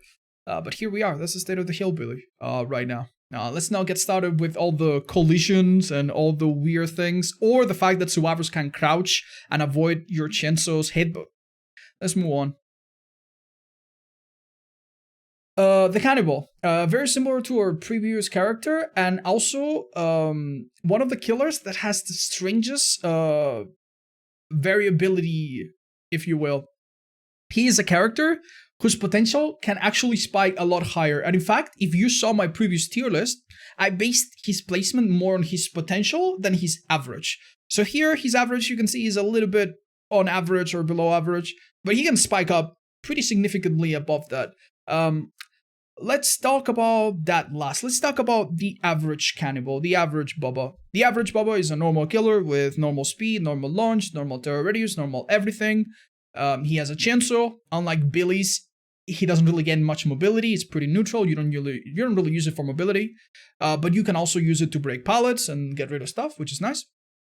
And instead, it's a much easier to use on-demand tool for insta-downing that can also hit multiple people. This, needless to say, is an amazing camping tool. If the survivors you play against are not ready for a camp, well, you are the best camper in the game, probably. One of the best basement holders, one of the best area defenders. And this means that survivors will typically try to split up, try to avoid basement, and make you engage in 1v1s where your main weakness comes. Much like Hillbilly, which we've neglected to mention, by the way, he also is kind of forced to run perks like Bamboozle. If you don't do that, windows can be used an annoyingly high amount of times, and windows break your power. Unlike pallets, which you can saw and permanently delete, windows are always there. And if they're safe, survivors can run you on them as much as they can. Maybe even chain them then with other windows to make your power completely useless, unless you are, next level smart and land some amazing mind game. So what's mostly going to happen again is that you're going to be looking at using some kind of perk to play around these windows, doing your absolute best not to go on long 1v1s and instead try to pressure multiple survivors. They cannot just get close to you and take hits for each other. So if you pressure multiple survivors, they typically have to be displaced and waste time, which is it's a nice thing that he has that kind of presence. But then we come to the 1v1. How good is he at the 1v1? Here is where the thing changes quite a bit. It relies obviously on your ability to do normal mind games and normal stuff, goes without saying, but it relies heavily on add-ons. And his add-ons are a really special case, okay? We'll talk about that in a minute. But basically, without add-ons, Bubba is too slow and too predictable to really be a threat. If survivors are not extremely greedy and they play their pallets okay and don't waste them or get too greedy, if they achieve a middle ground of not being too greedy but also and not dropping the pallet, but also but also not okay, but also not playing it too safe. So yeah, if they don't drop every pallet immediately, but they also don't try to greed every pallet, if they have a good middle ground, they're gonna defeat you. They're gonna beat you, especially if they split up. You don't have anything in your kit that is that threatening. If you reach a pallet and they're on the other side of the loop and you're threatening to go around, they can just see you rev up your chainsaw. You go with your chainsaw, they go the other way. If they have to drop the pallet, they drop it. If they get lucky, maybe they stun you. Bam, that's it, simple. With add-ons, that is different. With add-ons, this character typically has a small... Every good add-on on him has like a small downside that you need to account for, but the upsides make up for it. With chilies and engravings, well, it's not engravings, with chilies and marks, basically his saw becomes so fast after a little bit that he can ambush you at a loop kind of like a pig can. And this is really, really scary. If you are at a normal filler pallet and he reaches the pallet and you don't drop the pallet, you're already dead. You're already dead. He's gonna stay on the pallet, he's gonna rep his saw, and at this point, unless some lucky thing happens, you're gonna die. If you run away, he will catch up. If you stay on the loop, he will probably go one way, force you to go one side, and then go the other. But this time, he will have accumulated some of the speed that builds up on his saw. This time he will catch you, and he can do this once or twice to throw you off.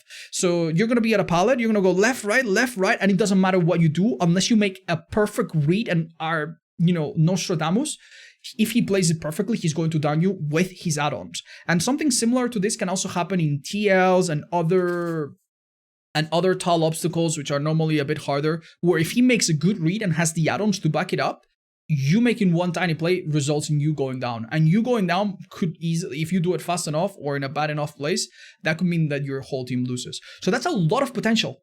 But it requires, again, add-ons, a particular set of add-ons, and very, very high skill ceiling, believe it or not. If you play this killer in an average way, where you just saw people in the open and maybe use Tinkerer and other stealth perks to try to saw people, then his skill ceiling is either average or low.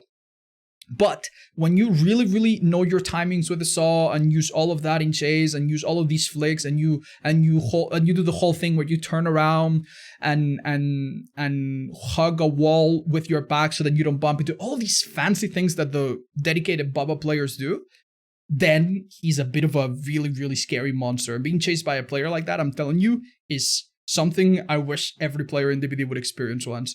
And it really makes out for the fact that many people that play Baba just camp their first hook, and it's really, really boring, right? So yeah, overall, high potential, a lot of things holding him back.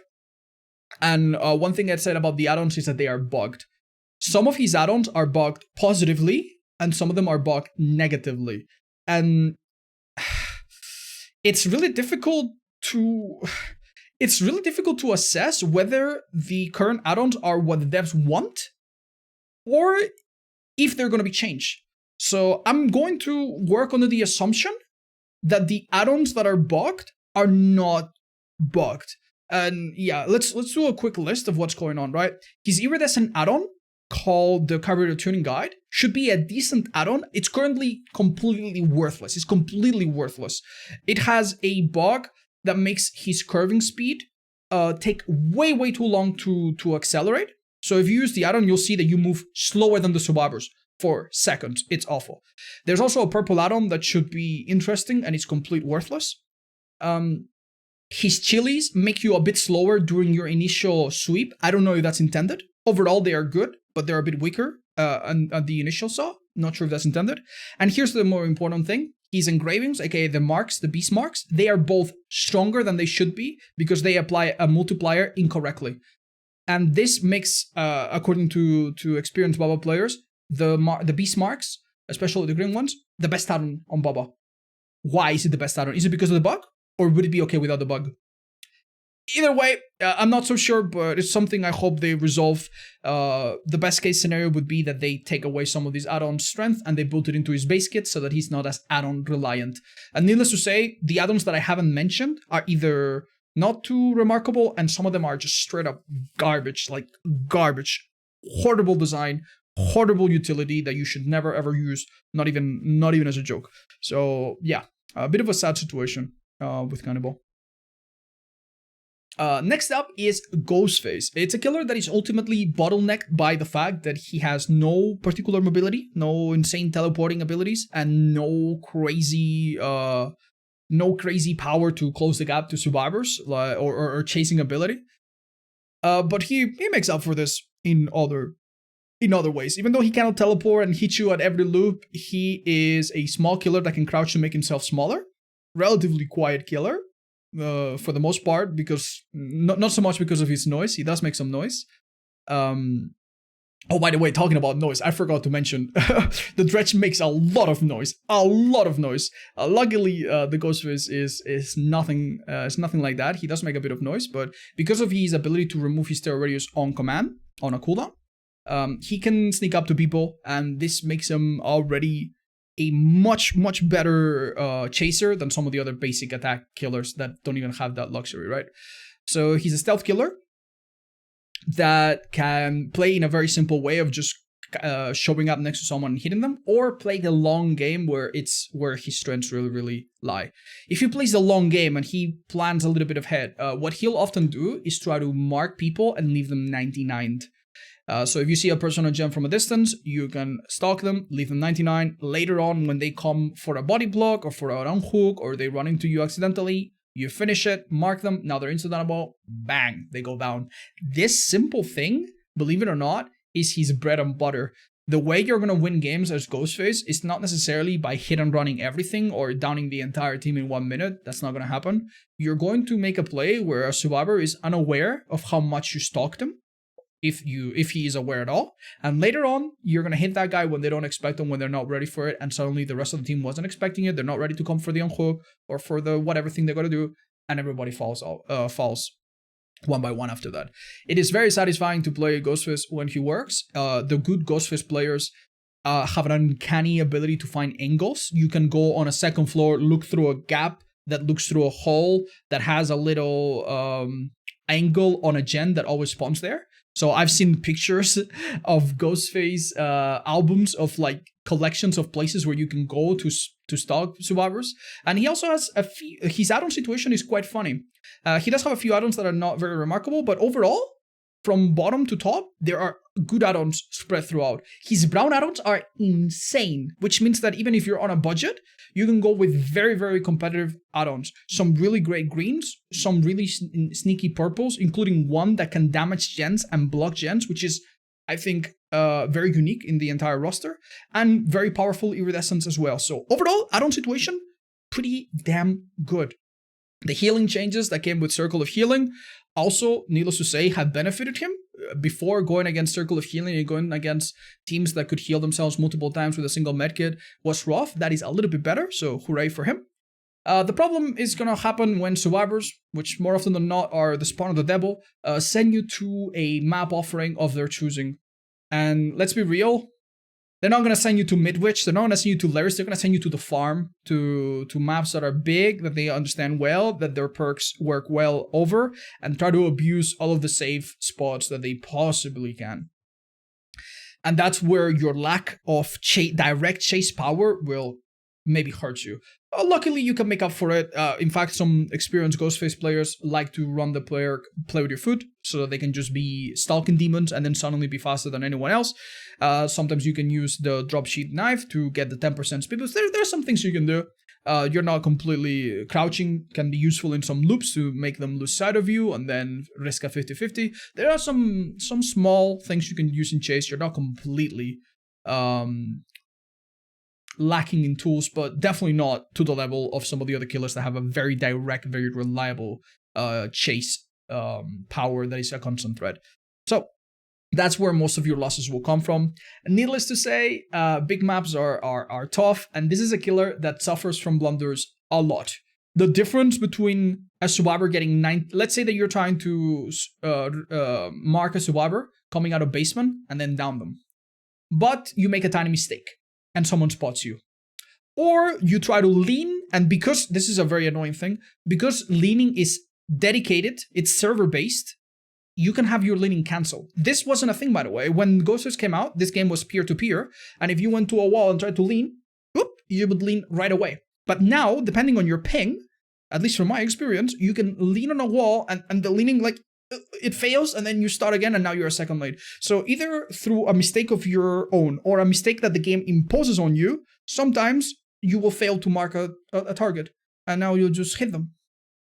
Or you'll have to wait 24 seconds to get your power back.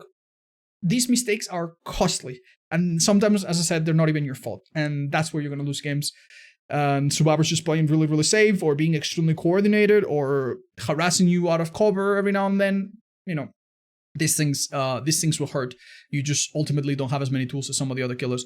Don't be afraid to play him though. Ghostface is in a pretty decent spot. And as I said, it's awesome that his add-ons across the board are pretty serviceable. Next up is the Trickster. And Trickster is...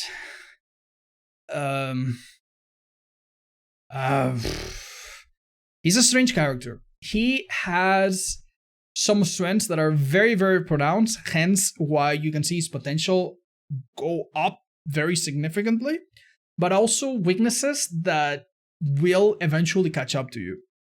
So, at his best, the Trickster is a monster in chase. In some loops, he will down you really, really, really quickly with very little counterplay. God forbid you're coming out of basement or have to do a gate or something where you're in the open and you don't have any safety to loop him around. He will pelt you with knives. If he's got main event, you'll go down in seconds. Very little you can do. He's one of the killers that people dislike to play against because there really is little you can do other than just find safety behind walls. And this is something that cannot be ignored. He is very good at downing survivors, and in some places where other killers would struggle, he can get consistent results. However, much like the Huntress and much like Dredge, he relies on locker reloads. And it feels, even though per knife he should do more damage states than Huntress, it doesn't feel that way. You will be missing a lot of knives at mid-range unless you play extremely safe, and if you don't have certain add-ons, you will be losing distance constantly. And again, just like Ghostface, missing one knife and then running out of knives and having to reload, that will set you back very significantly and rob you a lot of momentum. There's a lot of matches on Trickster that you will lose because the lockers are a little bit too far and you miss one single knife, and now you have to reload, and that's not a down anymore. That is very frustrating. Forgive me. He also has a sad part of his power where, and this is a bit of a trend among the lower tier killers, his power doesn't always get full returns on your investment. If you're a little bit lucky, you might be able to build that main event and then use it when you need it. But there's also will be many times where you get main event and you cannot use it. Main event can be active for 30 seconds, and when you pull it off, you start throwing knives, even if you're out of knives, and throw a million knives, and this can be very deadly. Or you might have it and waste it and not use it. Or they might go into a locker and now it's worthless. Or they might be in one of the maps of the game, which is like half of them that have tall walls, and then you do one damage state and they get the speed boost, they go behind something, and you're suddenly too slow. His power is really, really difficult to get full value out of. Even though, compared to other killers that can injure you by just looking at you, like Legion or do very quick follow-ups, this killer struggles at a distance despite being a range killer. It also doesn't hurt that it also doesn't help that he has a lullaby. And this is something that many people forget. He has a lullaby. So he has many problems similar to Huntress, where he cannot easily sneak up on people or use normal perks, to some degree similar to Huntress, and his perk choice is a little bit limited, so that does suck. Luckily you can use some add-ons, and he still does have some perks that kick quite a bit of ass, but he's often playing catch up. Now let's talk about some of the things that he's strongest at. He is an incredible defender, also another fearsome basement warrior. If you have to go into basement or into an open area against him, and he doesn't miss almost all of his knives, you have no chance. If you are unhooking and you get damage, that will interrupt the unhooking. So he's very good at camping. And he has a few mean add-ons that work really, really well. He has some add-ons to increase his damage per rate. He has some add-ons to decrease the rate at which he loses speed, which are really, really good because it means that he can keep up his knives and not have to spend as much time catching up. Very, very good.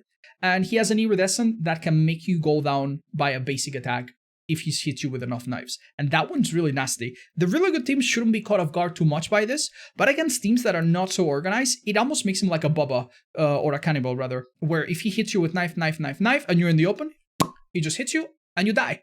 And that feels awful. And it saves a lot of knives too, which means that he will have those knives to kill the next person and maybe do the same to them. So he does have some moments where he really, really shines.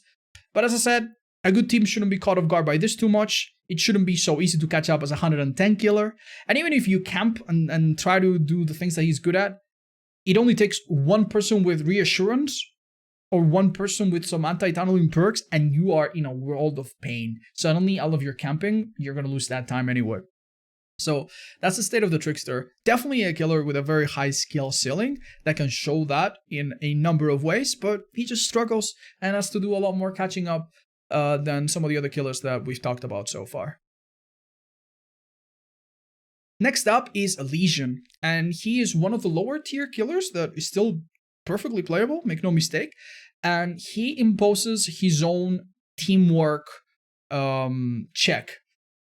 He is a killer that, unless survivors are really good at staying apart on a big map, and sometimes it's hard, he will very easily get everybody injured. This is not necessarily this is in fact his main power, or their main power, just getting people injured and then being a normal killer. But believe it or not, this is a big thing against beginners and against teams that are not so coordinated. When people are healthy and they're sitting on gens, they take a lot of risks. They know that they can go for a rescue. They know that they are fine. They will stick to the objective. They are using their full brain. When people are injured, you'd be surprised how many people suddenly don't function as well. They don't take healthy risks. They go down in... They waste pallets that they shouldn't waste. They don't do objectives or do them and then go down immediately. They look for heals that never come, open chests hoping for a medkit and get a brown toolbox. They do a lot of stupid things when people are injured. So by sheer virtue of being Legion, if all you do is just injure people and then try to see who's making a mistake, you might win most of your games, just like that, believe it or not. With Legion, once you hit a survivor with your power, you put them in Deep Wound, which delays their normal healing abilities because they have to get rid of Deep Wound, and you hear other people around you. Then you can chain this, and with this Harvey, you can find the survivor that you want to find. Even if they're already injured, you can just cancel your power and be like, okay, this is the survivor that is dead on hook, I'm going to focus on them. And there's also the threat, especially in smaller maps, of the 5th hit. If Legion hits 4 survivors, during his Feral Frenzy that are not in Deep Wound, the fifth hit after that will insta-down, which is awesome when it happens. So what can happen is many teams will not realize how much of a threat this is, and they'll all stick together, or one of them will mend while you're still in Feral Frenzy from hitting other people, and then you'll hit them a second time. So yeah, again, teams have to be individually good, or else you'll find the weak link, and they need to be collectively coordinated. So that is a big ask. There's not a lot of killers this low on the tier list that can win by imposing that kind of pressure on the team, which is awesome. So Legion has that going for them. Because he injures people, he also benefits a lot from easier tracking and mind games. They're a shorter killer. So once a survivor is injured, doing a little mind game behind a tall obstacle is doable. You cannot do that with other taller killers like Nemesis. So that's pretty great. And they have a lot of options. Basic attack perks can be used, info perks can be used, gen locking perks, gen regressing perks. Almost anything works on Legion, which is awesome. It means that you can never really predict what they're going to use. Even though some Legions are a little bit predictable with their choices. So yeah, plenty of options, and that's great. Now, let's talk about the negatives. Once you've already injured all your survivors, oops, it turns out that this is not a normal team. This is a team of elite survivors that are all tempered in blood. They all have 5,000 hours. They've been playing since 1994. They all know what they're doing, and they're not, most importantly, they're not afraid to be injured. They're comfortable being injured. They don't panic. They don't throw pallets and then you vault and you hit them. No. They wait until they're injured and then they play the game. And they play it well and they split up. And every time you chase them, you don't have a chase power anymore. They just loop you really, really well, use their perks against you. Maybe have resilience or whatever, stay injured for a while. That's your weakness as Legion. If you don't have some kind of like gimmicky chase perks such as enduring, play with your food, blood, favor, some bamboozle. I'm not saying all these perks are required, but you know, if you don't have some kind of perk like this that maybe has a chance to give you an advantage in chase, my favorite, by the way, on him is play with your food, you are a normal killer with no chasing power. Survivor might be injured, yes, but that doesn't really make them any slower, does it? So you need to be very, very good at not just the macro 1v4, but also the 1v1. And if you are, Legion is perfectly acceptable and perfectly good as a killer. But if you're not, or if survivors are particularly good, you will struggle. And that's Legion in a nutshell, I would say. Next up is Pig, and as you can see, she is one of the low tier characters that she just soars up more than you would expect a character this low in terms of variability and inconsistency. Now, why is this? The Pig is very much like the Legion in that they are a basic character, but they don't even have a guaranteed way to injure you first. So they are a very basic character with easily the worst chase power in the game. There are killers that don't have a chase power, and there are killers that do. And out of the ones that do, the Pig is probably the worst. It's an ambush that can be used in some creative ways. Every now and then you'll see a clip of the ambush being used in some amazing way to hit a survivor around an obstacle or something, but for the most part, it's the type of power that survivors can literally just run away from a loop, and it's very hard to use it. So her ambush power is very meh. Her stealth, I would also argue, is not an amazing asset. She makes herself very, very slow when she crouches, to the point where if you go around the map, and it's a relatively average map, you will take a very long time to find someone, and then after you find that person, they might just sprint burst away. You don't even have a guaranteed hit or a guaranteed stock or anything. So her stealth, especially with information perks, has a place in her kit, but it's not very good. So we have a poor stealth ability, a relatively lackluster ambush ability. She's a basic killer, doesn't have any insane speed or launch or anything built in. What's so good about this character? Why is she not the worst killer in the game? Well, in some instances, she can come close to being the worst.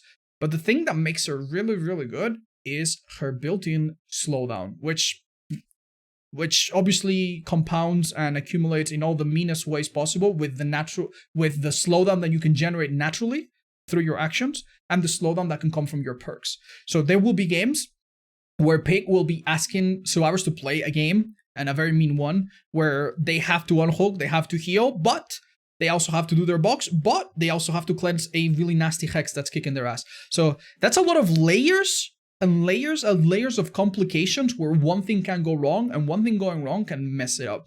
Now, if you don't know DVD history super well, or you haven't read the updates in big amounts of detail, you might have missed a change that came to Pig last year that is very, very significant. There's a motorbike outside. So the Pig used to have a completely random aspect to her delay. When you down a survivor, you put a reverse bear trap on them, and then when they search one of the 4 boxes, each of those boxes had a chance to be the one that has the key. So it was a 1 in 4. Now, very quickly, this could be amazing or terrible. It could be amazing if all 4 survivors have 4 searches. So if they take 4 searches, that would be forever. It would be like 16 searches. Damn. 4 times 4. But it could also be the opposite. It could be that every survivor got their first search on their first try. And then it would be only 4 searches total. So you could go from delaying survivors a minute to to a very, very long time, right? So that was a wild variability. Overall, she was good, but you could have games where her power was completely worthless, and that was bad. What she works like now is different, however. Now, when you put down traps on your survivors, they don't have to search the correct box. They have to search a specific amount of boxes. If there's now 5, and they need to search at least 4, at most 4, on average, they will have 3 searches each, amounting to 12 total. That means that what you could get would be, if you put all 4 of your default traps, you could get 3, 3, 3, and 3, or you could get 3, 3, 2, and 4, or you could get 4, 4, 4, and 2, or you could you get what I mean, right? Wait, 4, 4, 4, and 2. No, that wouldn't be right. Yeah, you know what I mean. As long as the total reaches 12, you can get that. So that means, and this is really, really important, that if a survivor has their search be the first one, that's 1. That means the next guys are gonna be 3, 4, and 4. And when you have 4 searches on the Pig, it's really, really scary when you factor in add-ons. With add-ons to make the searches longer on big maps against a Pig that's harassing you, and maybe the add-on to make the timer shorter, you are literally going to die. Your chances of dying are really, really high. If you play against a Pig that understands that her chase power is very meh and just focuses on this, it gets wild. It gets really, really wild. Your chances of killing one survivor by doing almost nothing begin to rise up meteorically. And that's where her potential really, really begins to show up. That's not the only thing she can do, however. Other than almost guaranteeing that you could die to RNG, she can also bring add-ons that increase the amount of traps. And when you increase the amount of traps, you also increase the average. So if you have an add-on to increase her trap count by 1, now they'll not do 12 searches, they'll do 15. And if you have both add-ons, they'll do 18. Now, it takes, I believe, what is it, 12 or 14? Let's say 12 seconds to do a search. I think it's 14. Heck, let's do 15. Round it up a little bit since it takes a while to get there. So imagine that survivors have to do an action that takes 15 seconds and they need to do it 18 times. 18 times. That's insane. That's crazy. That's like more than, that's like they're gonna spend more time doing that than doing gens. So if you get your hats sorted out and you have mean add-ons, the delay that the pig can impose on the average team is absolutely more than they can handle. But what is the problem? The problem is that your RBTs, your traps, need to be dished out. They need to be placed. And they will not be placed if they don't go down. And they won't go down if you're not very, very smart in chase and pick the right targets and play smart. If they abuse the fact that you don't have a strong chase power and don't make any obvious mistakes, survivors will potentially delay your first down for a very long time. And at that point, it will be a race against time. You will only get off 1 or 2 of your hats before all the gens are done. And after the gens are done, your hats are basically worthless. They're not active anymore, so they don't prevent survivors from escaping. So the pig is essentially all about how quickly you can down people at the start. And if you do it quick enough and you're fast enough and you're lucky enough with mean add-ons, that's it. You're going to win the game based on that. Without those mean add-ons, she's a lot less imposing and a lot more average. I wish one day the strength of the slowdown will go down a bit and the strength of her chase will go up a bit, and then she would be in a more healthy position. But until then, I think this is where the pig stands. And if you don't take my math for it, if you don't understand how much of the slowdown is, I do have some videos, but you can test it for yourself.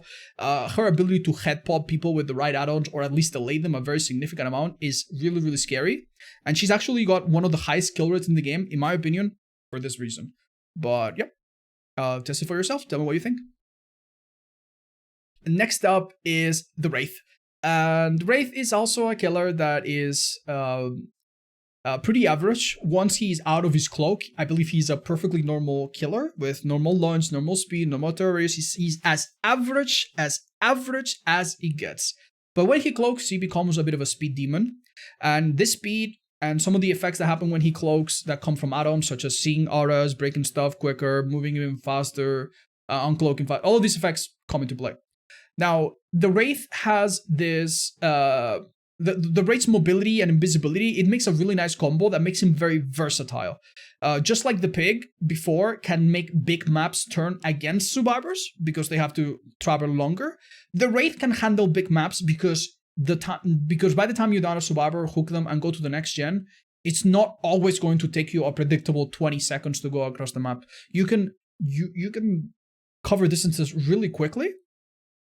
Keep survivors on their toes and be invisible from a distance, which is a big deal because with some add-ons especially, it allows you to zone in on survivors and approach from angles that you don't expect.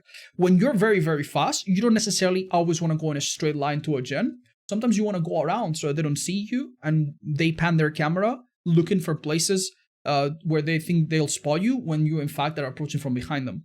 So you can use that speed for doing that, or even in chase.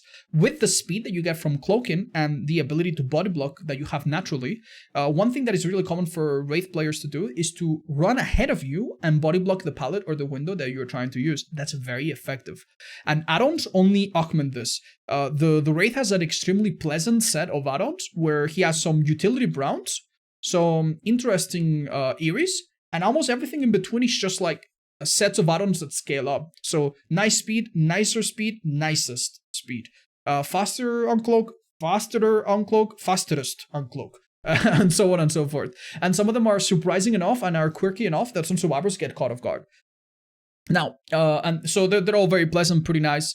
And he's like a very methodic killer that if you play well, will probably perform relatively okay on most maps.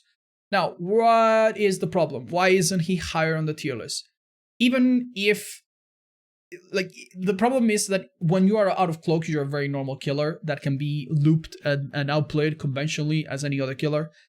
So everything really hinges on your ability to ambush survivors. If survivors are really smart, if they have the right amount of information and exhaustion perks and honestly just awareness, there's no other way to put it, just awareness of not being not cornering themselves or being in a place where they get hit no matter what. If they're a bit smart, let's just put it that way, your first hit is going to be hard.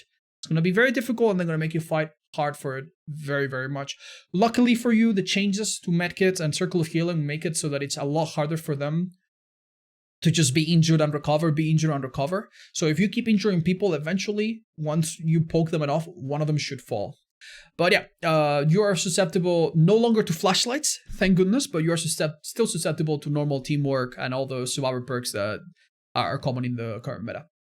But yeah, pretty average otherwise. I just don't think he has that much going. Some other people disagree with me and they think that his versatility just makes him naturally higher.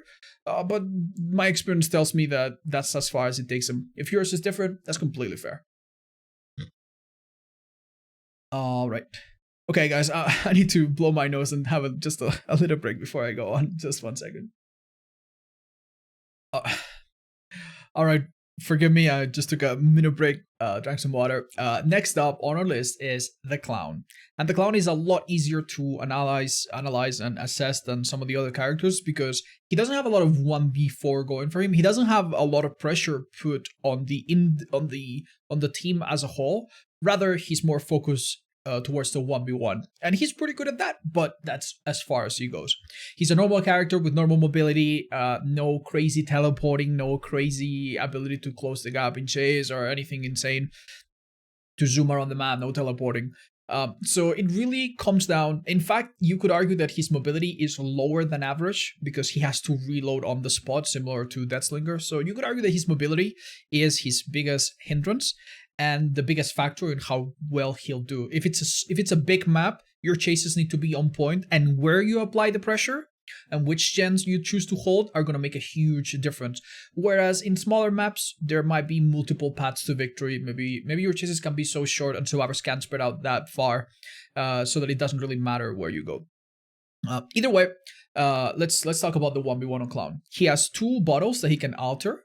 One of them is very straightforward. You put it on the ground. Survivors that go through it get minus 15 speed. With a certain add-on, it can be minus 19. And with a certain other add-on, you can make that last a little bit longer after they leave the cloud. Pretty nasty stuff. And the yellow bottle works for both himself and the survivors, so it has a bit of risk, but it makes him 10% faster. Now, comparing one to the other, you would think that the purple one is better. If you can slow them down by 19 or 15 and speed yourself up by 10, why would you want to speed yourself up? But the beauty of these bottles is that they can be used separately. If you only need purple, use purple. If you need a little bit of speed, you can use yellow. And they can be used in conjunction, especially in chase. There is almost no loop in the game where a survivor will survive without taking a hit for more than 15 seconds against Clown. And that is a fact. Almost no loop in the game. They will get hit unless they drop a pallet. And that's another thing. With Windows, if you slow down survivors with his bottles, they won't be able to fast bolt, so you'll get hits almost anywhere. But with pallets, the bottles don't really do much against pallets that are safe enough. If a survivor is on the pallet and you slow them down, they can still fast bolt the pallet. They can't fast bolt windows, but they can fast bolt pallets while being gassed up and slowed down. So pallets that are strong are his main weakness, and survivors will pre-drop them and not play around them because they understand that that's your weakness. And then you'll break them or try to play around them with yellow bottles, and how successful you are at that is your main thing. If you're very good at using yellow bottles, you can play around drop pallets without breaking them. You can catch up if they hold forward, or you can break them and, be so on top of them that they eventually run out. But for the most part, this is difficult. And when survivors are really, really smart, this is really, really tricky. Luckily for you, you do have a few sets of add-ons that are powerful. He's got auto reading in form of the cigar box, which is extremely useful, maybe his best. The recently slightly nerfed Pinky Finger, which allows you to insta down survivors. This is a really mean add-on that makes unhooking and camping very effective, but it has the risk because now you at most only have 3 bottles, which is a big deal. So yeah, Nothing extremely nuclear. He is a 1v1 very, very good killer that almost always has one thing to do to outplay survivors or get pallets out of the way. And how well you play around these pallets and how big the map is and how many resources survivors have will typically determine what kind of results you get. That being said, you can play him in a very basic way of just throwing the normal bottles, or just get really, really creative with the angles, the where you break them. If you break bottles high in the air, they spread further down and cover a larger area. So you can use all of these things, and he can have a potentially very, very high and rewarding skill ceiling to him if you want to go that route. Next up is the Nightmare. Now, the Nightmare is a very, very strange killer. He has 3 powers, and 2 of them are alternatives. The 2 powers that switch up are his snares and his pallets. If you use certain add-ons, he can put fake pallets on the map that are visible to survivors that are asleep. Now, these pallets can be just put anywhere. They need to be put in specific locations that can hold pallets. And as I said, only survivors that are asleep see them. Otherwise, they're not there. They're not visible. I'm going to just tell you right now, the pallets are the worst of the 2 options here. They take up an add-on slot, obviously, and they're not that good. If a survivor runs there, and they go down because you try to use the pallet, guess what? Guess what? They would have gone down anyway because there's no pallet there. There's also a lot of maps where every place that has a pallet, that can spawn a pallet, has a pallet. In maps like Ormond, there's almost no empty pallet spots, which means that a survivor at the start of the game knows that every single pallet is real. And if they call out which pallets they've dropped, they say, hey, I've dropped Shack, hey, I've dropped Jungle Gym next to Shack, then they know which ones are real without having to really check or do any work at all. So the pallets are cute, funny, and satisfying, but they're not very good. His default snares, however, are pretty good if you can keep survivors asleep through your actions or through your add-ons. They can slow down survivors nicely and get you hits it's very similar to Clown, which we just discussed. If they drop pallets and play safe, okay. But if they try to be greedy, the snares can be nasty. And one thing about the snares that was patched relatively recently is the fact that you can put them through walls. It used to be that he needed to put them in front of him, but now if you walk to a thin wall, you can put a snare on the other side. Not very useful most of the times, but you can use it in some jungle gyms to set up little nasty surprises that survivors might not see coming. So the snares are a serviceable, decent chase power. His real strength, however, especially against more average teams, comes from the 3rd power that never changes, which is his teleporting. At any point, as long as gens are still remaining, Freddy can aim at a generator and slowly teleport to it and come out right on it. It's a little bit confusing. Takes a little bit of practice to know where you're going to come out. It's not consistent. So that can disorient a bit of players, but it's a really useful power. It minimizes the effect that big maps have on him, which is really good, and makes it a little bit consistent in that regard. If you go to a map where a survivor takes you to a very, very far away corner, doesn't matter. You down him in that corner, hook him in that corner, teleport away to the gen you want to defend. And guess what? The fact that the map is big now works against them because they have to spend also more time to go there to unhook. And who knows, maybe you'll teleport back. Some nasty times you'll be able to teleport to a gen on top of basement and camp basement, or hit someone with make your choice after they unhooked. You can do some nasty things with the teleport. Against less perceptive survivors, you can also teleport next to a gen that they're running towards and do some kind of mind game. And this is a little bit difficult because the perceptive survivors will hear the teleporting and be smart, but it's fun and it works sometimes, and that's enough. The thing about Freddy is that he's really, really strange when it comes to his add-ons. His add-ons are, for the most part, on average, really, really, really bad. Even the ones that are seemingly good have downsides or are a lot weaker than their numbers would suggest. He does have an iridescent add-on that does make everyone start out asleep, which is useful. It's very, very useful to make your power recharge faster and have an actual chase power right from the get-go. But yeah, survivors have plenty of counters. They can wake each other up, which gets slower but starts out pretty fast. They can use the clocks, and that keeps them awake for a long time, slows down your power. They can miss a skill check to wake up. This can be countered by some skill check builds, which are surprisingly fun on Freddy, but still, it's a thing they can do. And other than that, you are a normal killer that, as I said, doesn't have any insane chase power or anything like that, so you're gonna fall prey to all of the common survivor perks, items, meta things, syringes, adrenalines, body blocks, you know, all of these things will hurt you as they would any normal killer at this tiers, right? So that's one thing. The other is his perk dependency. Freddy, at some point in the past, especially before some nerfs came around, was a godlike gen defender. He could teleport to gens, kick them with very strong gen kick perks, with Eruption, which was recently nerfed, with the old Pop, which was recently nerfed, with the old Ruin, which you could run with Bob. These were all really, really nasty things. But you can no longer do this anymore. Call O'Brien and Eruption have been nerfed hard. The other perks that he can use are not quite as powerful as they were before. So the whole gen kick and gen defense meta, as far as Freddy is concerned, I think has gone down a little bit. So he has maybe lost a bit of his oomph there, but he does have other options which are still decent. So Freddy overall is a character that, because he controls gens, he's a bit like Wraith in that he's more than enough to beat the average team. But the moment the team gets smart and is good in the 1v1, you're going to start to suffer, and you're going to see how much you rely on perks and how much you need to play your normal chase as well. Luckily for you, it's a little bit short, so maybe you'll be able to do some mind games. And don't forget that he makes survivors oblivious, which also every now and then, you know, contributes to some easier hits and some easy ambushes that wouldn't happen otherwise. That's about it for Freddy. Next up is Sadako, and she is the biggest, the weirdest expression of inconsistency and variability in the entire roster, I would say.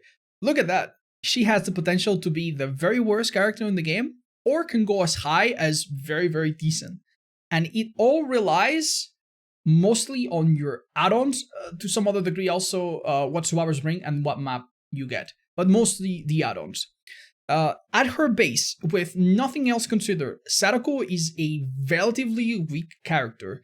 Normal everything, normal terror radius, normal everything, no special things, right? She does get a bit of a speed boost when she comes out of a TB, and she can teleport similar to Dredge across the map. Unlike Dredge, she doesn't have bad maps where there's no TBs, so that's nice. There's always going to be one TB next to each gen. However, this is a big however. Some maps are a little bit weird, and the TB, in most maps you will have a generator and a TB next to it. But in some others, the generator is inside a little building or a ship or something, and the TB doesn't fit in it, so the TB is far away on the side next to it. So her TBs are not super consistent, but they are very good. They're very good. You teleport to them, you get mobility, get a bit of speed boost, sometimes that can be a hit, and you also apply on them to other people. The problem is that the teleport has an obnoxiously long cooldown. When you teleport to a TB, it takes 100 seconds for it to come back. That is awful. 100 seconds. It is less than that. It is 60 seconds if they mess with the TB themselves. But guess what? They're never going to mess with the TB themselves because they have no reason to. It's so slow to build that condemn that they don't have to pick up a tape. And since they don't pick up a tape, you will be going through the 100-second cooldown almost every time, sadly. Even then, at the end of the game, they might try to pick up a tape to remove from an exit gate so you can teleport, so they control your power, which honestly kind of sucks.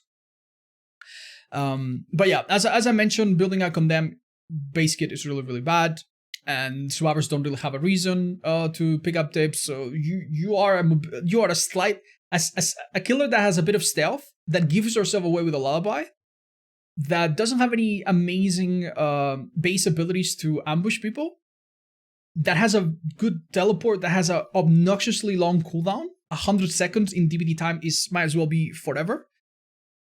And this places you among the worst killers in the game, period.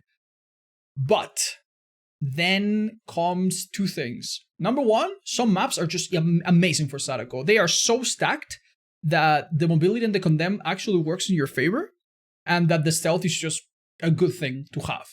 And on top of this, the most important element is the add-ons.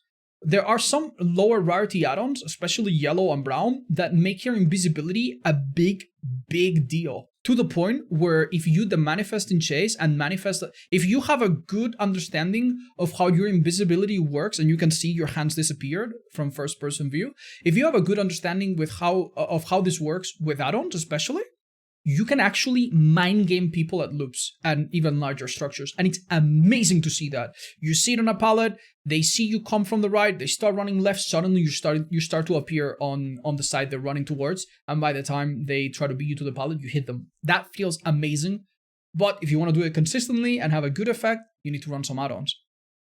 But these are not the really problematic add-ons. The real issue is her iridescent tape. This add-on single-handedly fixes her two main problems, which is the long cooldown on the teleports and the fact that Condemn on its own does nothing and it's too hard to inflict. With the iridescent tape, when you teleport to a... it makes it so that when you hit a survivor after coming out of uncloaking or manifesting or a TB, basically anytime you hit a survivor, pretty much you reset the TBs that you teleported to. That is huge. That means that your TBs are not going to take 100 seconds. They're going to be coming back when you need them every single time.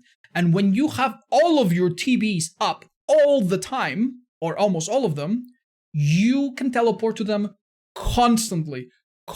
And when you teleport to them constantly, then you build out Condemn. And when you build out Condemn, then they're forced to pick up tapes. And when they pick up tapes, then you can interrupt them. And then you can harass them. And then you can slug them and leave them down on the ground and use the other add-ons to build up Condemn on their teammate. And then keep teleporting. And then hook them. They get unhooked, teleport to the teammate that they unhook to. Bam! Massive Condemn. Hit them. You don't even need to hook them. More in them. So with this add-on and a little bit of creativity, Sadako can be a very consistent pain in the bot, a thorn on the sides of the average team that just cannot help it. It's a very unique, very effective, very consistent way of ruining the day of the people that you play against in a fun way. But take that add-on away and suddenly her power nosedives. And she's back to being a killer that with some add-ons can do some mind games, but other than that is perfectly average. So it's very difficult to put her on a tier list, and if it wasn't for the variability, maybe I would place her higher. But with the variability bar that you see on screen, you can see what the deal is with Sadako. That's the way I feel about it. And perhaps there are some other nuances that we can go over, but I think that more or less summarizes it. Next up is Myers, and he is arguably worse than Sadako in many ways, and has a similar issue where his potential is sponsored by a single purple add-on. Let's go over normal Myers and average Myers and Myers with some add-ons. You start out with 0 terror radius, but also with a massive hindrance. You need to stalk survivors for 5 seconds, more or less depending on the distance and add-ons, to become a normal terror radius, a normal killer that can move normally and has a normal lunge with a reduced terror radius. This is awful. This is awful. This is absolutely awful. I sometimes see a lot of people be like, well, it only takes you 1 minute to get out of tier 1. It's not that big of a deal. It only takes you a few seconds. It is a big deal. With other killers, such as Ghostface, in 30 seconds, you can cripple a team. You can put them in a really bad spot. Worst case scenario, as a killer like Lesion, you can make them drop a pallet and get an injury or two. But with Myers, best case scenario, you get to tier 2 and you get nothing. You don't get a pallet, you don't get an injure, you don't get an insta-down, obviously, not for a while. And another thing that can happen is that if you only find one survivor and no one else, it can happen because you don't have any crazy mobility, is that if you are forced to stalk that survivor, by the time you get to tier 3, that survivor is fully stalked, or 99. So you will have one person that if they come in later, let's say you have to let them go and go for someone else, and then they come later, you cannot stalk that person because you spend too much of your early tier 1 on them, and they are almost already fully red. That is a problem that happens very often, especially without very strong add-ons. So his early game is absolutely atrocious. Even the best case scenario for Myers is a very mild outcome compared to other killers that can destroy survivors. If you're a lucky Dredge, you can teleport to a locker and grab someone out of it. If you're a lucky Ghostface or a lucky Pinhead, you can find the box and put them against the ropes right away. Myers has none of that. None of that. Survivors have to make several mistakes and several blunders for them to begin to give you a power, and your power is not that good. He has a smaller terror radius and a slightly better vaulting speed than the regular killer, which is nice. And in tier 3, he can insta-down with a slightly augmented lunge. That is nothing. I don't want to say it's nothing, but it's really, really bad. It's really, really bad. It's not worth the time it takes. And with survivors having plenty of options to recover from the ground or delay hooks and so on, it's not that big of a deal. Now, that being said, obviously survivors are only one mistake away from making a disaster happen. They could be grabbed at the start. I mean, it could happen. They could have 2 people die to tier 3. So it's not like this killer doesn't test the overall teamwork of survivors. He certainly does. And add-ons are what really makes him a little bit more quirky and definitely a lot more unstable and volatile. So he does have a few add-ons that are perfectly average to just improve his stalking speed and nothing to see there. Some add-ons that do basically nothing, that no one will run, nothing to see there. An add-on or two that are like on a healthy spot of being pretty strong, such as the bow tie. It can make his tier 3 take a little bit longer, but last 90 seconds. Now, a 90-second tier 3, that's something else. You don't just outlast that. You need to play around that. And you can also fool survivors into thinking that you have it forever or something. So those add-ons are pretty nasty. There's also the infinite tier 3. In my opinion, highly overrated. But if survivors make a mistake and they feed you at some point, if they don't have all the gens ready to go, you're gonna down a guy, and now they can't ever do anything ever again. So that's a bit scary. It's a bit of a long-term threat. But that no one cares about that. No one cares about the full pink iridescent tombstone. People will just go into lockers for that, right? The real big deal is Michael's purple tombstone. It is an add-on that makes your tier 3 take a little bit longer to achieve. It is a bit of a bummer. But once you achieve it, if you catch a survivor in the open, there's no warning for them whatsoever that you have it. They just have to guess. You can just murder them. It takes a few seconds. It's like his normal Mori, but they're dead. Doesn't need to hook them. Doesn't need to have stalk them much prior. Just they're dead. Straight up, dead. And with a bit of slowdown and a little bit of info, maybe play with your food to give you speed, with a little bit of a build around it, this is very difficult to avoid, especially for a team that's not 100% aware of it or 100% prepared. So with this add-on, you can go into a match, play for a minute or two, and out of the murder a survivor. And now immediately be left in a 1v3 where you could threaten to do this again in the long term. That is gross. That is gross. How do you balance a killer that has this? It is impossible, but that is a debate for another day. Either way, if you use this add-on, needless to say, this killer's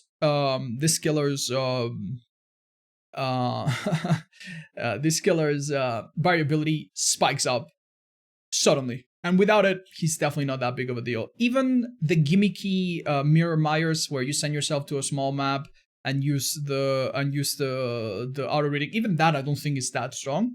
So it comes down to that one add-on. Other than that, he's a perfectly average killer with far more weaknesses than strength, in my opinion. But still, somehow, even though don't forget, all of these killers are still perfectly viable, still somehow not as bad as the last killer in the list, the Trapper. Now, for a bit of context, if you're not aware, I used to main the Trapper, which means that I played this killer more than any other killer at the time, and I played him a lot. And I say it with a heavy heart, but I am now more convinced than ever at any other point in the history of DBD, the Trapper is probably the worst killer in the game. Not even, I don't think, between any other placement, I could see, yeah, this person going up, this person going down. I think Trapper is consistently the worst killer in the game. It comes down to two simple things. If survivors stay away from the basement and they don't walk into grass or rubble on the ground carelessly, that's it. You have nothing. You have nothing. I have played this character in more ways than I can describe, trying more strats than I can imagine. And I do believe that his strengths come down to hooking in basement or similar and locking down every exit. And survivors making stupid mistakes where they run into grass when they shouldn't, when you're not even pressuring them directly, and that obviously makes them all die. Needless to say, much like Myers, even more so than Myers, arguably, the Trapper is the type of killer where one survivor mistake can absolutely condemn the entire team. Say you have a person in basement and someone steps on a trap when they're going for the rescue, well, that's two people in basement and good luck getting out. So the Trapper can definitely win games that any other killer would lose just because of one timely mistake. But again, if survivors use their brain, and most of the times they do, and they stick to these two rules of like being aware of basement and staying from a healthy distance away from it. You need to do a gen and you're healthy, take a hit, go away from it. If you're injured, don't go next to it because you could have agitation, right? So if they respect the basement, which on most maps is very doable, and they don't run carelessly into grass, if the map has any grass, then they're fine. They're completely fine. This is a killer that has so many weaknesses, so many inherent issues that other characters don't have. Even though he's been buffed a few times, the changes to the maps hurt him the most. Over the last few years, the developers have been reworking each map, and the trend has been to make the maps very pretty, but also make the grass very thin. It's like very thin grass that survivors can see through with a glance. So if they run into grass, they don't need to guess where the trap is. They can just look, and if they don't see it, it's not there because it's just that thin. So most maps have bad grass these days. Some maps straight up don't have any grass, so survivors don't have to guess. It's just about, you know, how much you can funnel them into places where they don't have a way out. So yeah, it's tough. It's tough. At the start of the game, the trapper doesn't start with his power. He needs to pick it up from the ground. On some maps, this is bad. On some other maps, this is awful. Some of the worst offenders have traps that spawn on hills, and the hills are facing away, so you have to go around and pick it up. Oops, never mind. You have 3 traps or 2 traps. That's your max. You need to put one down, then come back, then pick it up, then go back up. It's an absolute travesty what happens to Trapper on some maps. So his power takes a long time to set up. Survivors can go undisarm it. Maps like the item, the map, like the green map or the pink map, they highlight traps. The pink map doesn't even need any add-ons, it just highlights the traps. So survivors can find your power. The only thing you have as a trapper is your power. You don't have anything else. You don't have zombies on the map. You don't have passives. So the only thing you have, your traps, they can find it with maps, which is insulting. Not to mention that when they spawn in, they see the traps on the ground. Yeah, they then know that it's a trapper, and then they can do whatever they need to do. Most of the times, you're going to give up at least some gem progress to try to set up. And then you're gonna try to have a trap in the places where you know survivors will really waste your time. Maybe the places you know survivors will flock around, and you're gonna hope that they're not very coordinated. Teamwork against a trapper is awful. Individual skill against a trapper is also awful, because if a survivor is aware of where you have been and goes away from it, it's going to be very hard to funnel them into your traps. And even luck is bad against a trapper. If a survivor steps on a trap and they get lucky, they get out of it in seconds. If they get unlucky, maybe you catch them. If a survivor steps on a trap and their teammate is there, they can rescue them. If a survivor steps on a trap and they're injured, they come out injured. If they were injured but they were 99 healed, they come out still 99 healed. It doesn't reset their healing progress. If they have adrenaline, they can escape out of a trap at full health. All of these things are just bad. They're just awful. I haven't mentioned that the trapper can step into his own traps, but he can. You need an add-on if you want to prevent that. He can only carry 2 at a time. You need 1 or 2 add-ons that can increase that if you want to prevent that. It's all bad. It's all really, really bad. Luckily for you, most teams are painfully unaware of basement. And that is always a winning condition, where if you put down someone in basement with a few gens left, they're probably going to lose. And they're not super smart, so you're still good, and don't run maps and so on. So you're probably going to do okay as trapper. You can definitely still win, but you only win because your survivors are being amateurish at best. If they really sweat it and tried their best, you would be losing most of your games as trapper, sadly. Now, let's talk about his one saving grace. His one thing that makes him really strong. The purple trapper sack. This is an add-on that makes him spawn with all his traps. This immediately allows you to set up immediately without any slowdown other than you going around. It immediately allows you to use it in your first chase, multiple traps, and it immediately allows you to lock down a shack or similar place if you get a basement hook or something to that style. Immediately, without having to do any pickups, without having to rely on RNG, without survivors seeing the trap on the ground. That is an amazing add-on, and I think his best add-on by far. Some of these other add-ons are really bad, some of them are deceivingly good, and some of them are a little bit inconsistent, and people, I think, overrate them. They're like, oh my god, I have this add-on where I put my trap down, and if they disarm it, they bleed, and they become injured, and it's so good. It's like, nah, it's not that good. It's not that good. If you have an add-on that is that is meant to make the traps annoying, then you don't want to hide them, right? If you hide all your traps, then the slower repair or the injury on the repair is not that big of a deal. So you unfortunately have add-ons such as the Honing Stone, which are really good, but they have situations where they might do nothing, right? So sometimes you will have the Honing Stone just so that if a survivor steps on a trap, they don't get to escape right away. But maybe you'll be right there, so it will do nothing. I'm telling you, almost every add-on other than the Trapper Sack has at least 1 or 2 situations that are fairly common where they could do nothing at all. So that is also sad. I would say his add-ons, even though there's one that just really elevates him and is a bit of his saving grace, are not all that good overall. So yeah, that's what you're looking at with Trapper. You have a killer that just has plenty of counters, not to mention people can buffer and hold the traps open so other people can leave. Plenty of counters and a very brutish one-dimensional strategy, which is, you know, hope that they're stupid, basement lockdown, never come out. That's it for Trapper, and honestly, I don't see anyone surpassing him in being the worst and having the least potential out of anyone in the entire cast. And just like that, only 2 hours 23 minutes worth of talking about killers. We're done with the tier list, and I'll be seeing you probably in a few months for the next one. Thanks so much for watching. I'll see you in the next one. Bye bye.